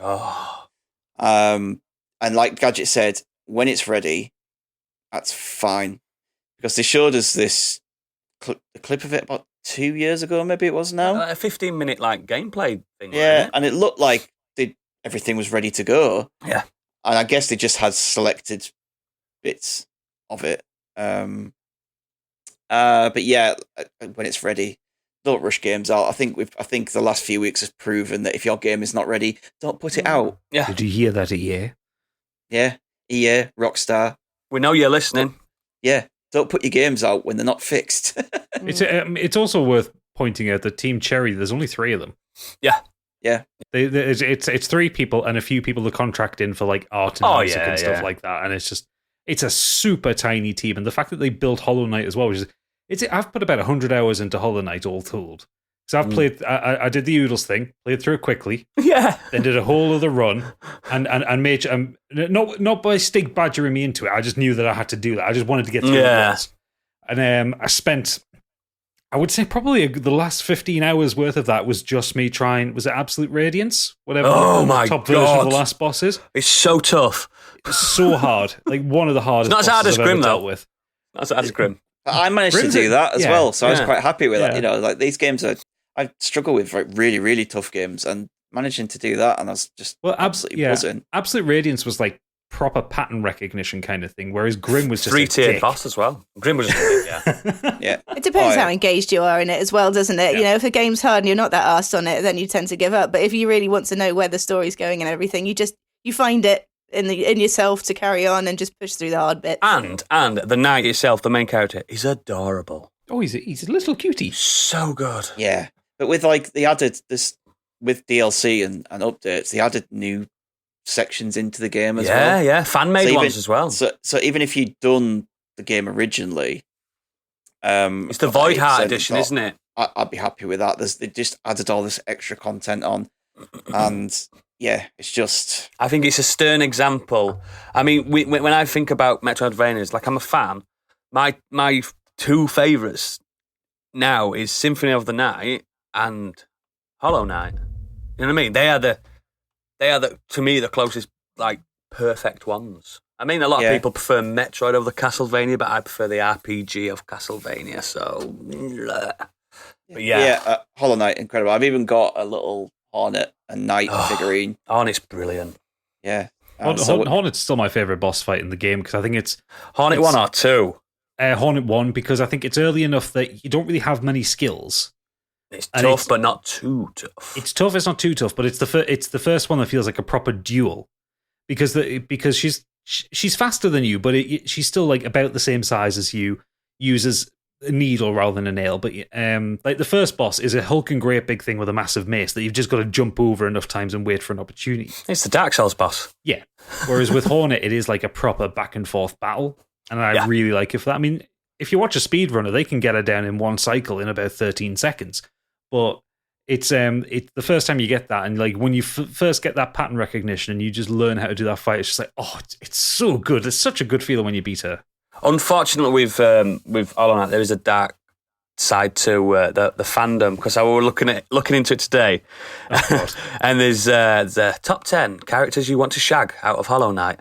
I'm like, what? The bugs? the 2D characters. That's weird. And it's really so weird. They ain't got mouths. Rule 34 of the internet: if it exists, there is porn of it.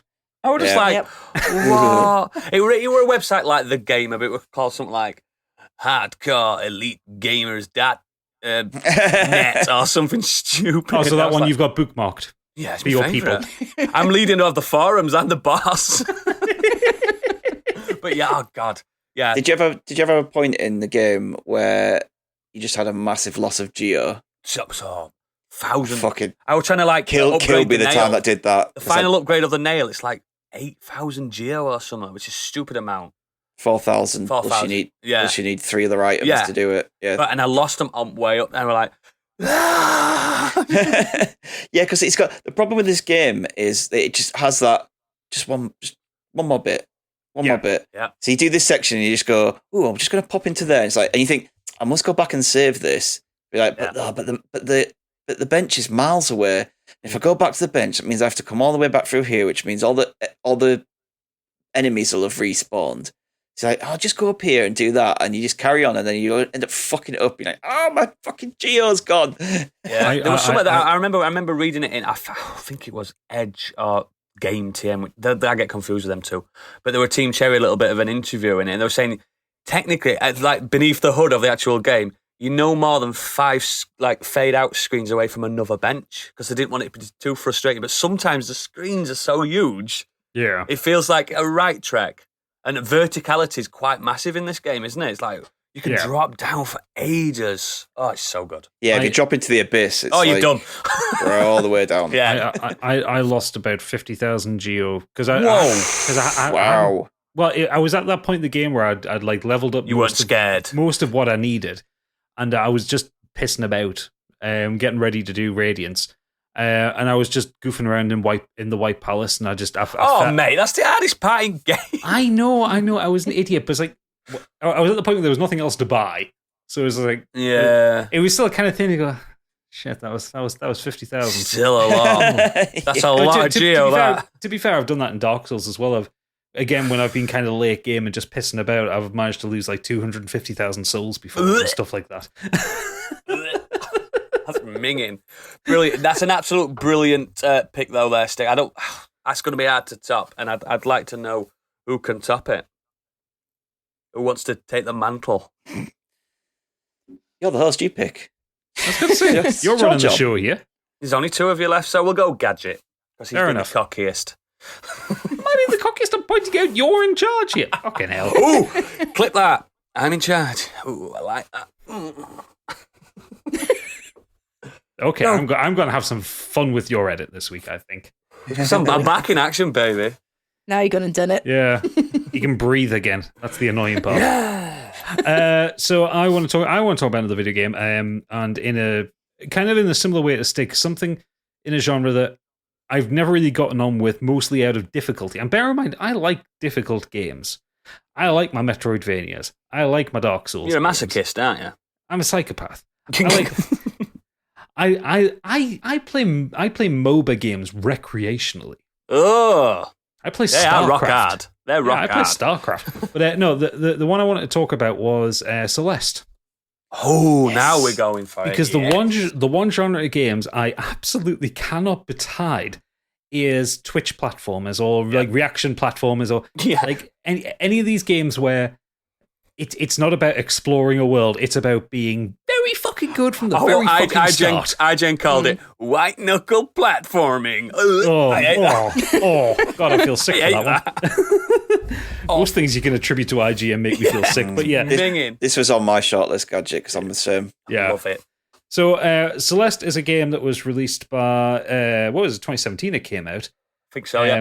By a company that doesn't exist anymore because it's now called Extremely OK Games. And there is a reason for that, which I'll get into a little bit later. Yeah. It follows a young girl called Madeline who is climbing the titular Celeste Mountain. She's rocked up at the base of the mountain and is absolutely fucking adamant she's going to climb this mountain. Yes. And then realizes after the first level it's a very fucking hard mountain to climb and has a little bit of a breakdown. And then as a part of that breakdown, well, weird shit starts happening. Or rather, she starts dreaming of this other side to her personality, which the community call Badeline. I love that they do that. I love that.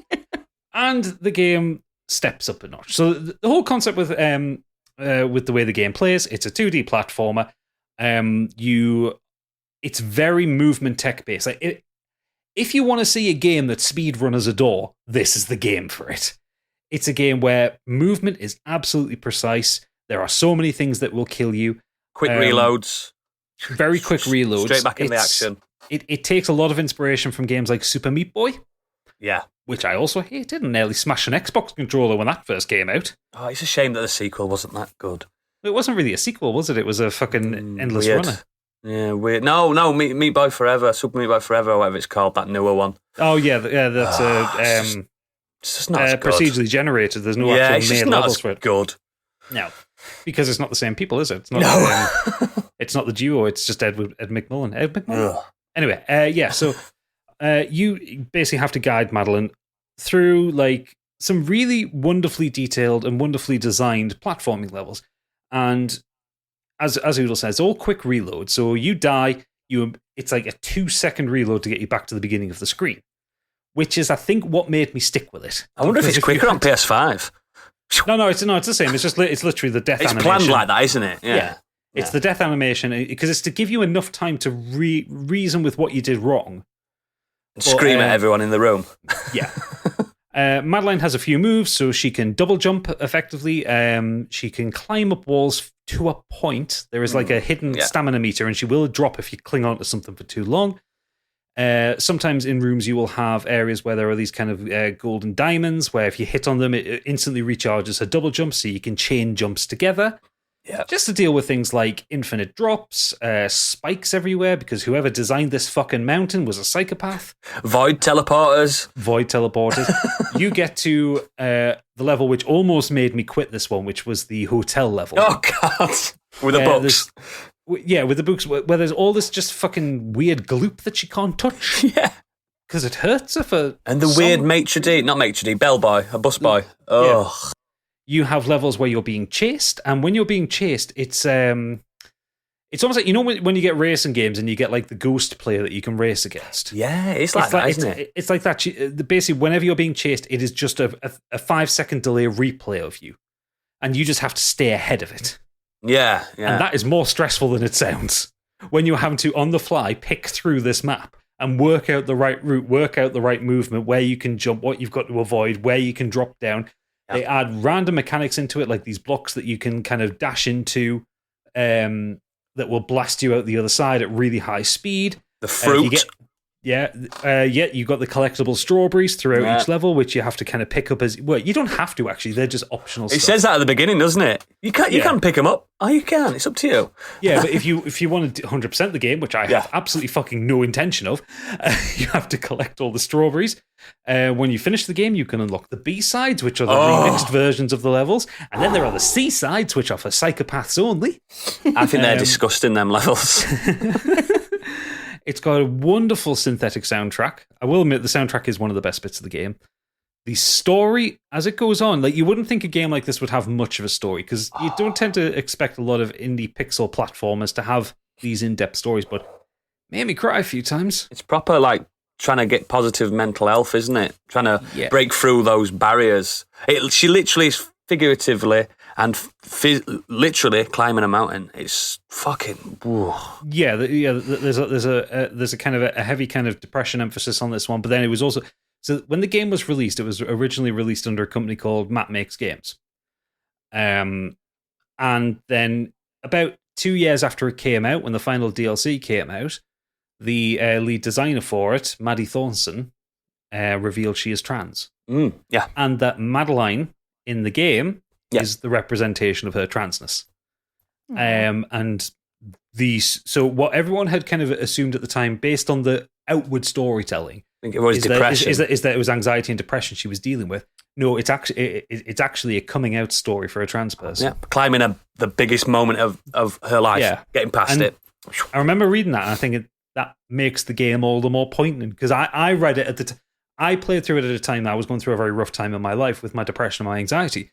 And that's kind of, I just read it at that surface level, and it worked for me, and it upset me, but it touched me. And a lot of the things that Madeline was saying in the game was things that I was saying in my own head and stuff like that. And then Maddie Thorson comes out and says this, and she's like, "Oh shit, that's more impactful than I could have even imagined." And it's so good. And there is so much. There is a whole kind of community of people making levels for it. There are some psychotically difficult levels that you can get out there. There are kind of fan-made expansion packs. There is an endless speedrunning community for it. It is just a beautiful. Is that crazy Luigi searching for Mario at top of the mountain mod? Yes, it is cute. But like I say, it's a game that in a genre that I would never normally play. Like I hated Super Meat Boy. I hated VVVVVV. Oh, I loved VVVVV. No, I loved it. I 100%ed that on my phone. On my phone. On your phone? Yeah. What's wrong with you, boy? Stupid too much free name time. anyway, so. I loved it. You're actually supposed to pronounce it like V, aren't you? But you can't say that. It's V, like a spaceship engine. Yeah. V. But everyone just goes VVVVV. This is the one that kind of clicked with me, and I think it's because of what Candy said before. It's like the story clicked with me. And like the first level is hard, but it's not. It fucking is. It's not impossible, and it teaches you that you got to die a lot and you got to respawn a lot. Can you remember your first playthrough's deaths? Yeah, I can remember mine. It's about 1,000. Mine was more. a lot. 1,000? That's good. That is it? Mine's a lot, man. Yeah. That's really good.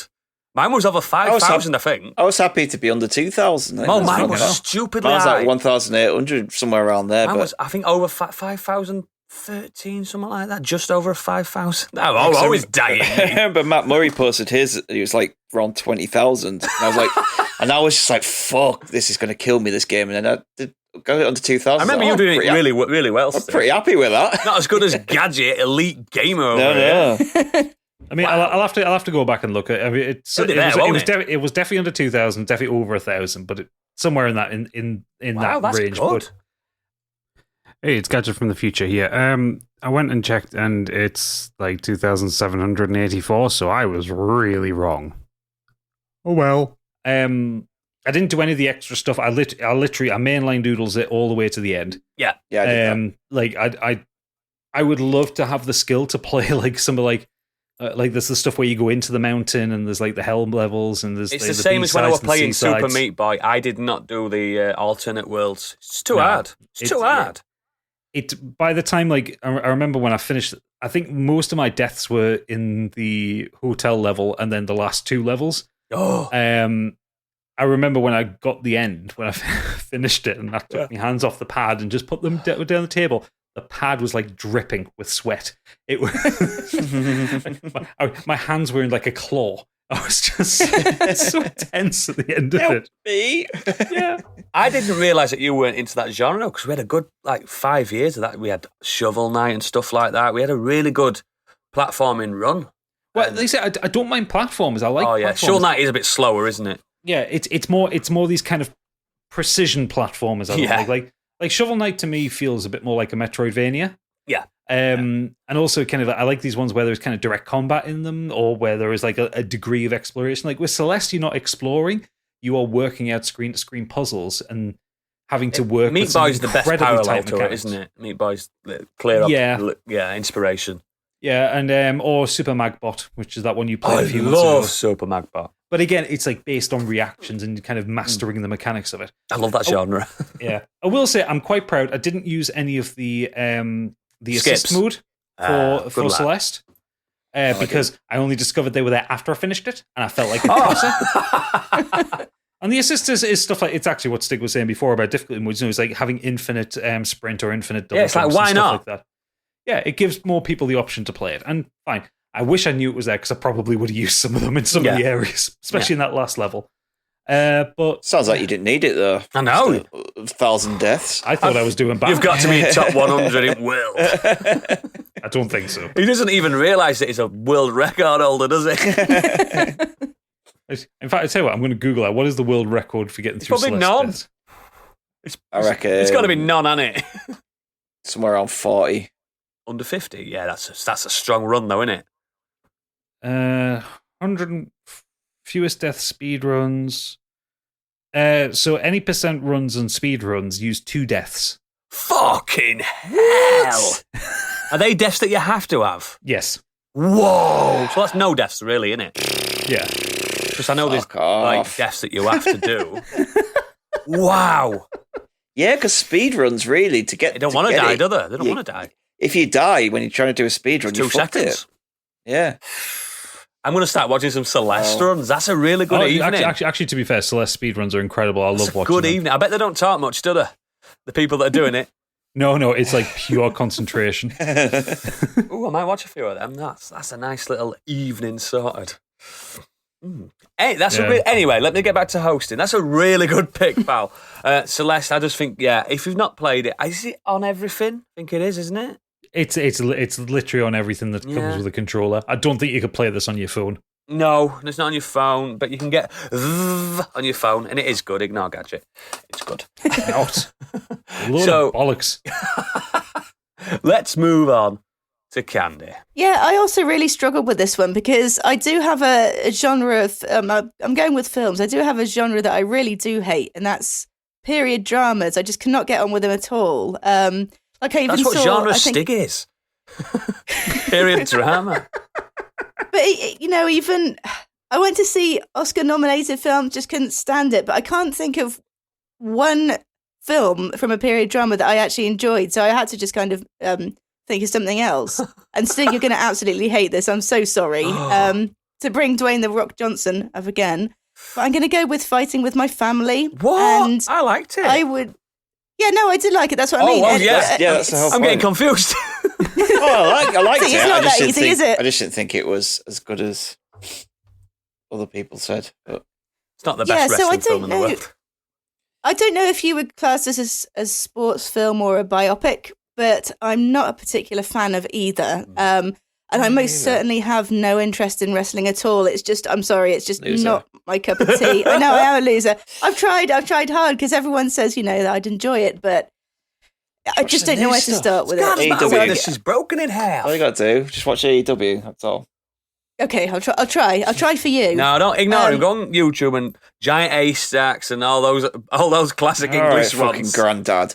I hate people when they come with that. I'm joking. I used to watch Giant Ace Stacks. I was like, yeah, they were shit. Yeah. They were just two big guys running into each other. With the bellies. Fucking wank. Go on, sorry, Candy. I was going to say that actually sounds kind of cool. I might enjoy it. It's a bit sexy.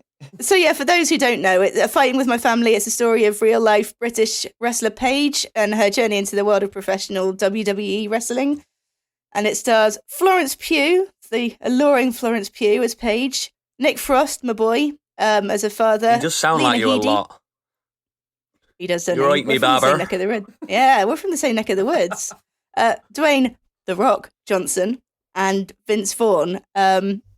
Now, I understand from what Stig has told me that it's just the reason you don't like it is because it's not sort of accurate to a real story, is it? And there's that, and just like some of it is, and then some of it they just piled in there. The whole stuff with The Rock, like he didn't need to be in the film. They just put him in there because his name sells. Everything around him in that film is made up bullshit. See, from what I understand, because I did look into Paige and her career since watching the thing, and from what I understand, she does seem a bit chaotic in her own life as well, so she doesn't really come across the same way she does on screen. But I just find it such a comforting, feel-good film. It's one of the films I put on when I need cheering up, when I don't want to watch an Adam Sandler film. It's just nice, easy comfort. That's a food. genre I hate, and I don't like any of them. Adam Sandler is a genre unto himself. No, there's odd one or two I like, yeah. I was going to say, you must like Happy Gilmore. No. Who doesn't like Happy Gilmore? Me. Loser, yeah. It's all in the hips. But yeah, I think one of the reasons I like it is because in sort of true film form, it makes you feel like no matter where you came from, you can achieve anything. And when you look like Paige. Yeah. And it's just nice to go on that kind of flight of fancy sometimes, isn't it? Like maybe just my natural ability at something, maybe something will show itself and you can get anywhere, and it kind of conveniently skips the years and years of hard work that's actually involved. Decades upon decades. She's of literally hard work. wrestling from like the age of like 12. Yeah. It's a fucking tough fucking sport, man. Yeah, I just find it really nice, light-hearted entertainment. And it kind of came out of nowhere for me as well. I think I went to see it on a whim, not really expecting. It might have even just been one of the films that it was on, so I went to see it. You snuck in, didn't you? Just tell everyone you snuck in after a different film. Don't tell Cineworld. And obviously, I like my boy Nick Frost in anything he's in, and he plays your standard down to earth dad, despite having a fairly serious criminal history. Big mohawk, loads of tattoos, wrestler. Yeah. Future husband. There's a joke in there about that, and he's just like, well, it's like, do crimes, like mostly, like, you know, something about, he kind of just brushes off these crimes he's done. Violent crimes. Yeah, mostly just violent crimes, you know. bit of that. And Florence Pugh as well. She's just lush and everything, and I want to be pals with her. But I think it probably does help that I know little to nothing about wrestling and a real story. That's why it's probably more enjoyable for you, yeah, because Stig's going, exactly. No, it was Edge you were talking to, not The Rock. That kind of thing. It didn't need to have been based around a true story kind of thing. You know, if it was just a nice kind of feel-good film, it probably would have been easier to wrestling fans to enjoy it. But yeah, for what would be considered a sports film or a biopic, which is just not my cup of tea. I just really, really enjoyed it. I loved it. In fact, actually, I watched it again this afternoon. Watch The Wrestler, Mickey Rourke. That's a good sports film. I don't want to. I don't like depressing. Sports films. It's a good. That's not a feel-good film, though. Yeah, that's very true. It's a very good film, but still, it's not a good feel-good film. Yeah, watch Rocky. Everyone loves Rocky, surely. Kurt doesn't. Yeah, we don't talk about that. Yes, it's wrong. He's wrong. That's a really good pick. I think I have watched it about 3 times, and it's quite new. And you don't really do that with newer films, do you? Have you watched the documentary? No. Didn't know there was one. That's basically what the film's based off.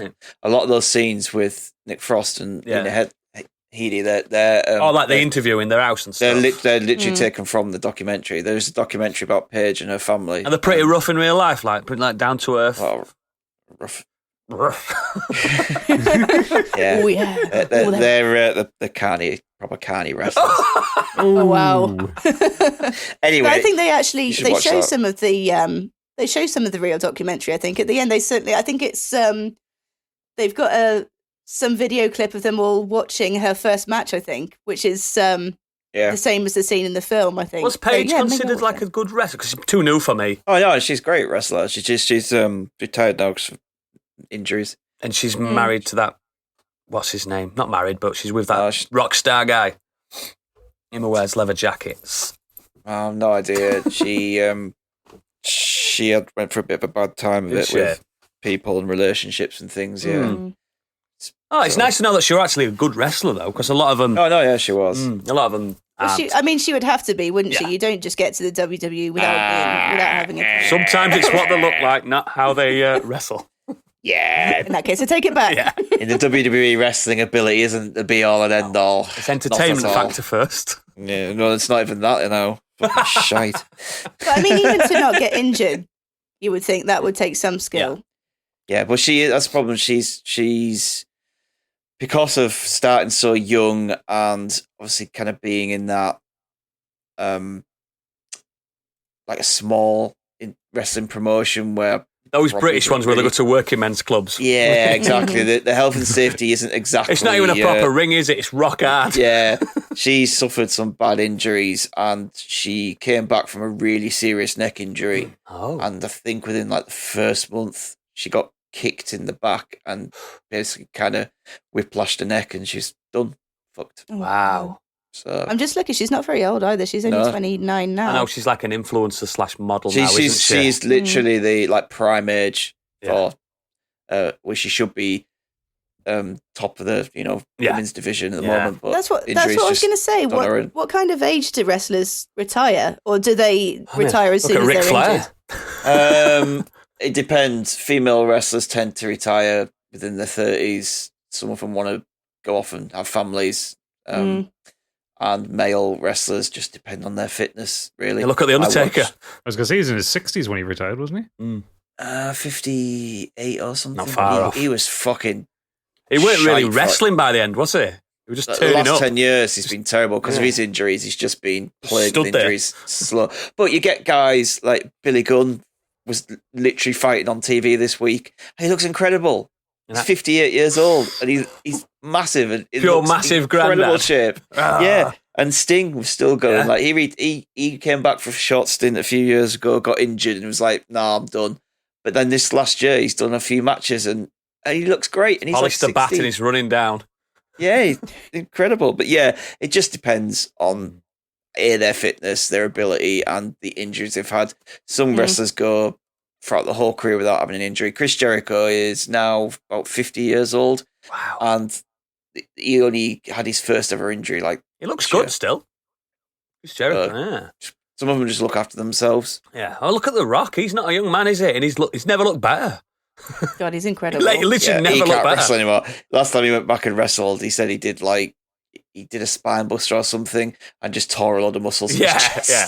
It's different than bodybuilding, isn't it? Yeah, I was being gonna up- say, yeah. He's not. He doesn't work out for wrestling purposes. No. He Not works out for how it anymore, no. looks. Yeah. yeah. Because like, if you look back at The Rock when he was wrestling, looks still now like he big. does now. Well, he's still big, but it doesn't look out like he looks now. No. Like I say, he looks like he's eaten his past self. He's ate it. He's just naturally a big guy, though, isn't he? Like, Yeah. no matter what exercise he do, he would never be like a lanky dude. But yeah, isn't that nice to talk about wrestling without Biggie here? Moaning about it. Moaning about I'll go going. But yeah, brilliant. He was showing an interest last week, actually. I was watching it on Really? the morning before we were going. He was asking me some questions, yeah. He's just trying to humor you, that's all. He was, yeah. So yeah, what I want to know is like, you know what I haven't seen in a while? That big bulging sack of responses from our community and listeners. How bulging is it? It's very bulging. You were too infected to see the bulging. Yeah, I weren't looking. I closed my eyes. Yeah. So starting off the bulging sack this week, it's Biggie. Who's that? Is he new? Yeah, the one that couldn't be here. Oh yes, that's the guy. And I'm not going to attempt the voice. Hey, it's me, Biggie. Hang on. Let him get into character. Let Stig get into character. Unless I do the Quattro Clef one. No, let Stig get into character. He's the best. Here we go. All right, it's me, Biggie. Apologise for missing tonight, but I'm ill as fuck, and not in a hip-hop way. Since the meet-up, working my ass off, I've been quite... You can stop. I'll take over because this is going to hurt your chest far too much. It was spot on, though. I Well love how done. it starts Coney and ends with like New Zealand. It's about 10 octaves higher than his actual voice as well. Yeah. All right, I'm Biggie! All right, Biggie, I'm trapped in a closet. Sounds nothing like... out. Sounds nothing like Biggie. Anyway, he says, since the meetup, work my arse off. I'm quite run down with a head and a chesty cold. It not been up to much this week, other than I played some more Disco Elysium. He's now done the autopsy section. And he's really enjoying the morning show on Apple TV Plus, and he's hit season 2 of that. Oh, is that And good, his actually, choice for- the morning show? It's supposed to be really good, yeah. His choice for this tonight was supposed to be musicals. He says, really not my cup of tea, and I tend to avoid them, but for some reason, Moulin Rouge, from 2001, directed by Baz Luhrmann, kept my attention. I was impressed with the cast members who couldn't generally sing, Ewan McGregor and Nicole Kidman, for example, could hold a note or two, and the fast-paced editing, lavish costumes, and set design and soundtrack had me entertained. May have even had a tear in my eye. Watch good musicals. Yeah, Jesus. it's not even Baz Luhrmann's best film. I was like, I hate musicals, but I watched this and enjoyed it. It's like, well, if you enjoyed that, go watch one of the really good ones. Bless him. Adam Golightly has said, not sure if I'm too late for this week. Yeah, you're fine. You got there, Adam. You got there. Pew. I struggle to think of one, however, ball/sports games, they're just not for me. My close mates all love them. They've tried for many years to get me involved, and it's just not for me. I've given a few a go on Game Pass with friends thinking the multiplayer side might make it more fun, but no, can't stand them. That is until Rocket League. Yes. Woo! Wikipedia says it's a sports game, so I'm running with it. It is. Don't think I'll ever get bored of playing this game with my pals. However, I've just looked at my stats to see how long I've played the game, and I now feel slightly sick. 28 days, 14 hours, and 34 minutes. Jesus Christ. When we He's checked spent ours a and whole ours wasn't February far. on that Wow. game. We checked ours, didn't we, that time when we were playing it? Maybe not 28 days, but Jeez. it was quite high. But when we play, we just chat, don't we? We don't play it. Yeah. Super Natty Cat sent a very long Twitter thread to us. Email, darling. Email us. Oh, come on. Get the contact form. Just remember Super Natty Cat. Emails were invented before Twitter. It's not like it's a new thing. Do you know what I mean? Anyway, she said, I hate musicals, but I absolutely loved the Book of Mormon. Great musical. Written by the heroes Matt and Trey, the geniuses behind South Park, it's a Broadway show about two Mormons, Kevin and Arnold, fresh out of the academy and ready to spread the word of Jesus Christ. Unfortunately, Kevin finds out instead of spreading the word around his dream destination of Orlando, Florida, aka Disneyland, he gets sent to Uganda with the worst elder of all, Arnold. The pair are immediately thrust into real horrible issues such as AIDS, genital mutilation, homophobia, famine, and a warlord dictatorship. Yep. What the fuck? It's so good, though. Now, how do you make this into a musical, you ask? With satirical, very close to the mark humour, a bouncy jingle, and some dark comedic yet clever lyrics. There were parts where I really tried not to laugh because of how awful the subject matter was, but in a room full of hundreds of people doing the same, it was safe to do so, and fuck me, I laughed so much my tampon fell out. Oh my god! I didn't even know that! Oh my god, that went down. That escalated so quick. Oh, we've all done it. No, we haven't. Wow. Wow. Did it fall out or was it shot out? It's not a weapon. End up in your mum's cup of tea or something. Oh, Candy.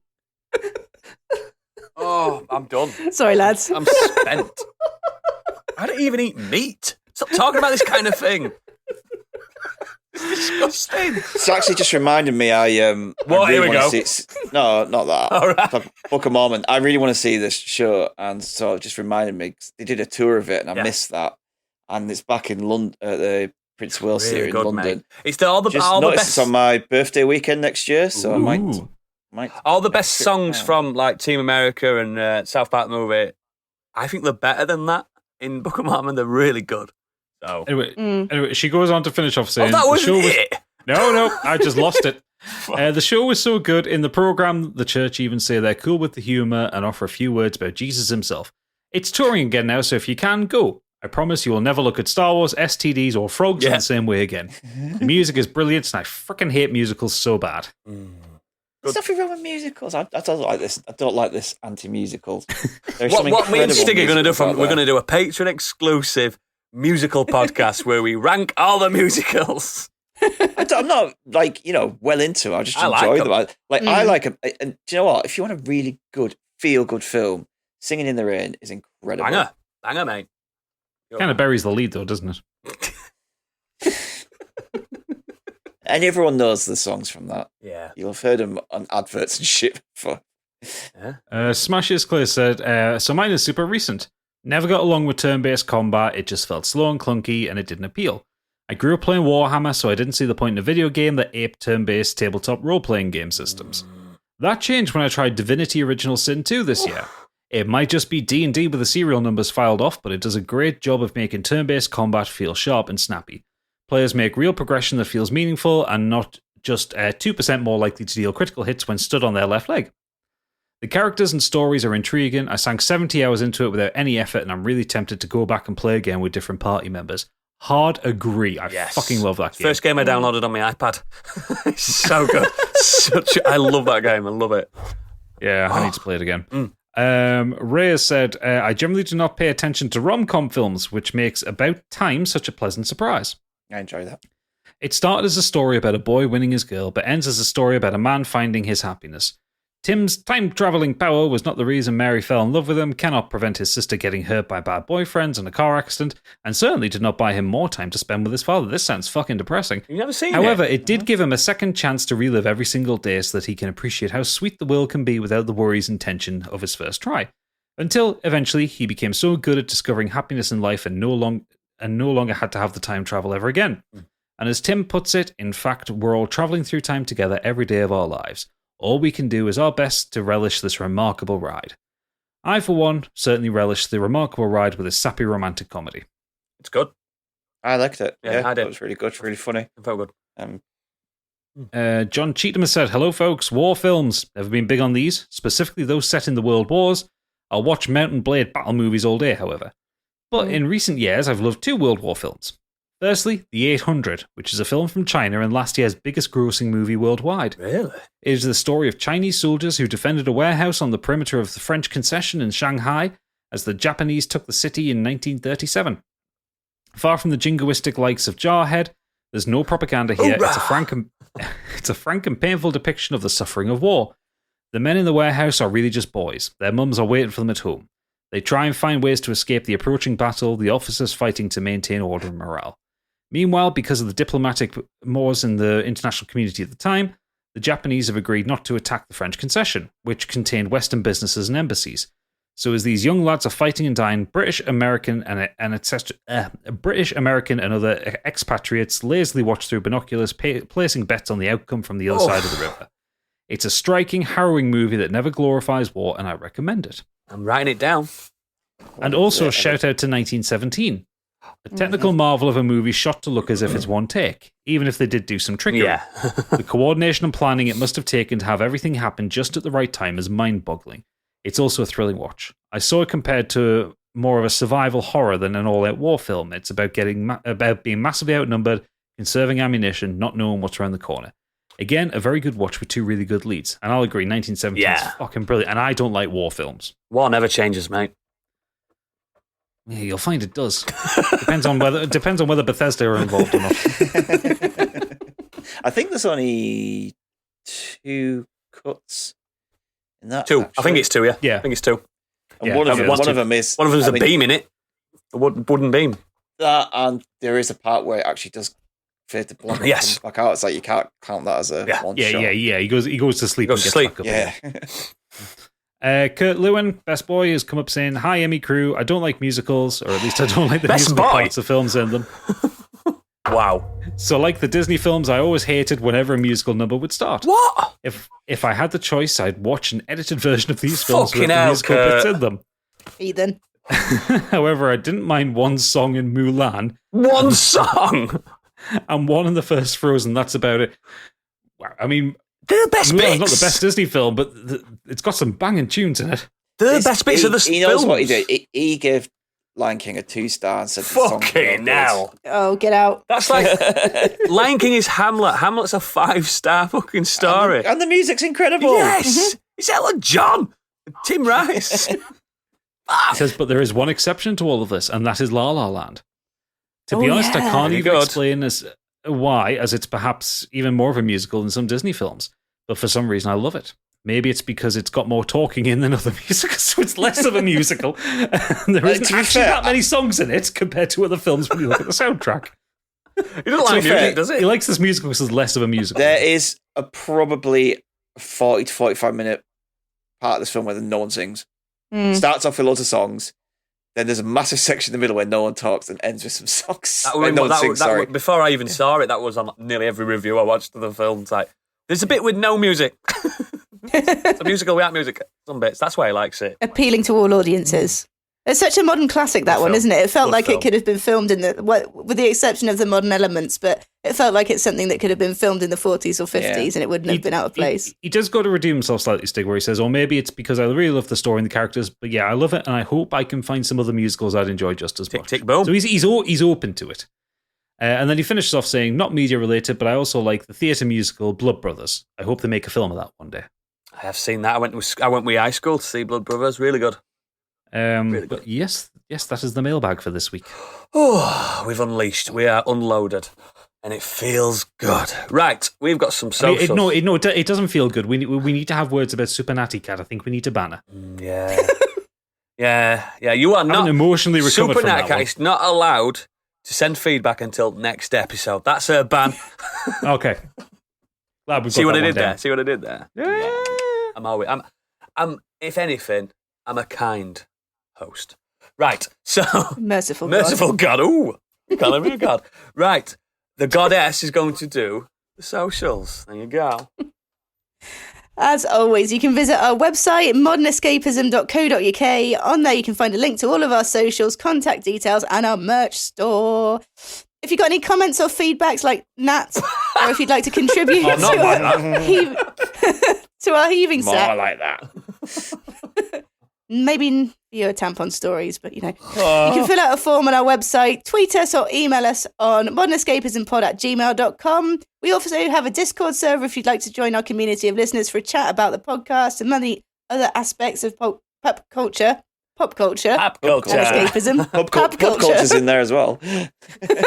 There's a bit of everything. Everyone's welcome. Our community are just amazing. Our listeners are amazing, and Nice focus on mental health as I love all well. the So if you children. need a bit of support, come and join us. If you enjoyed Twitch and want to keep us company, you can find us on twitch.tv/modernescapism. We have semi-regular streams at the moment. Best way to find out is just keep an eye on Twitter, or even better, just give us a follow on Twitch and you'll be notified whenever we go online.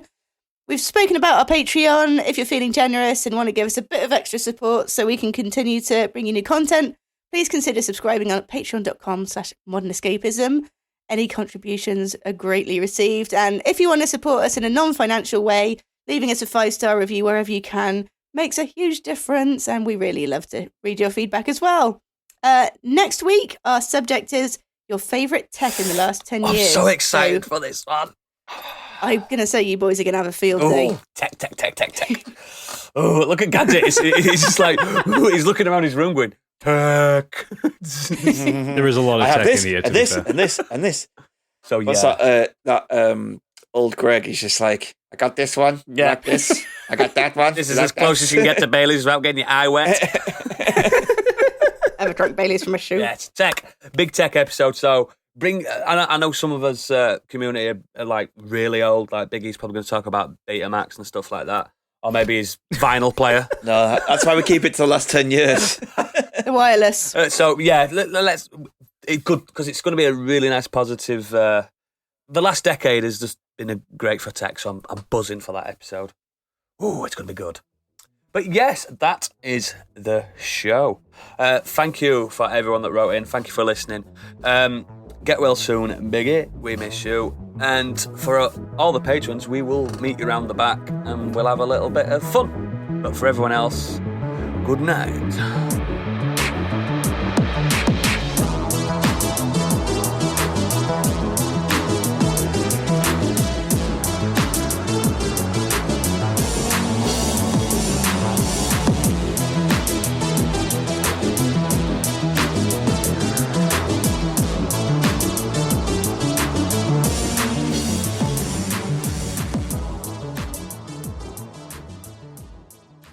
I used to finger him day one. Now I'm all sad and wet. I'm literally drenched.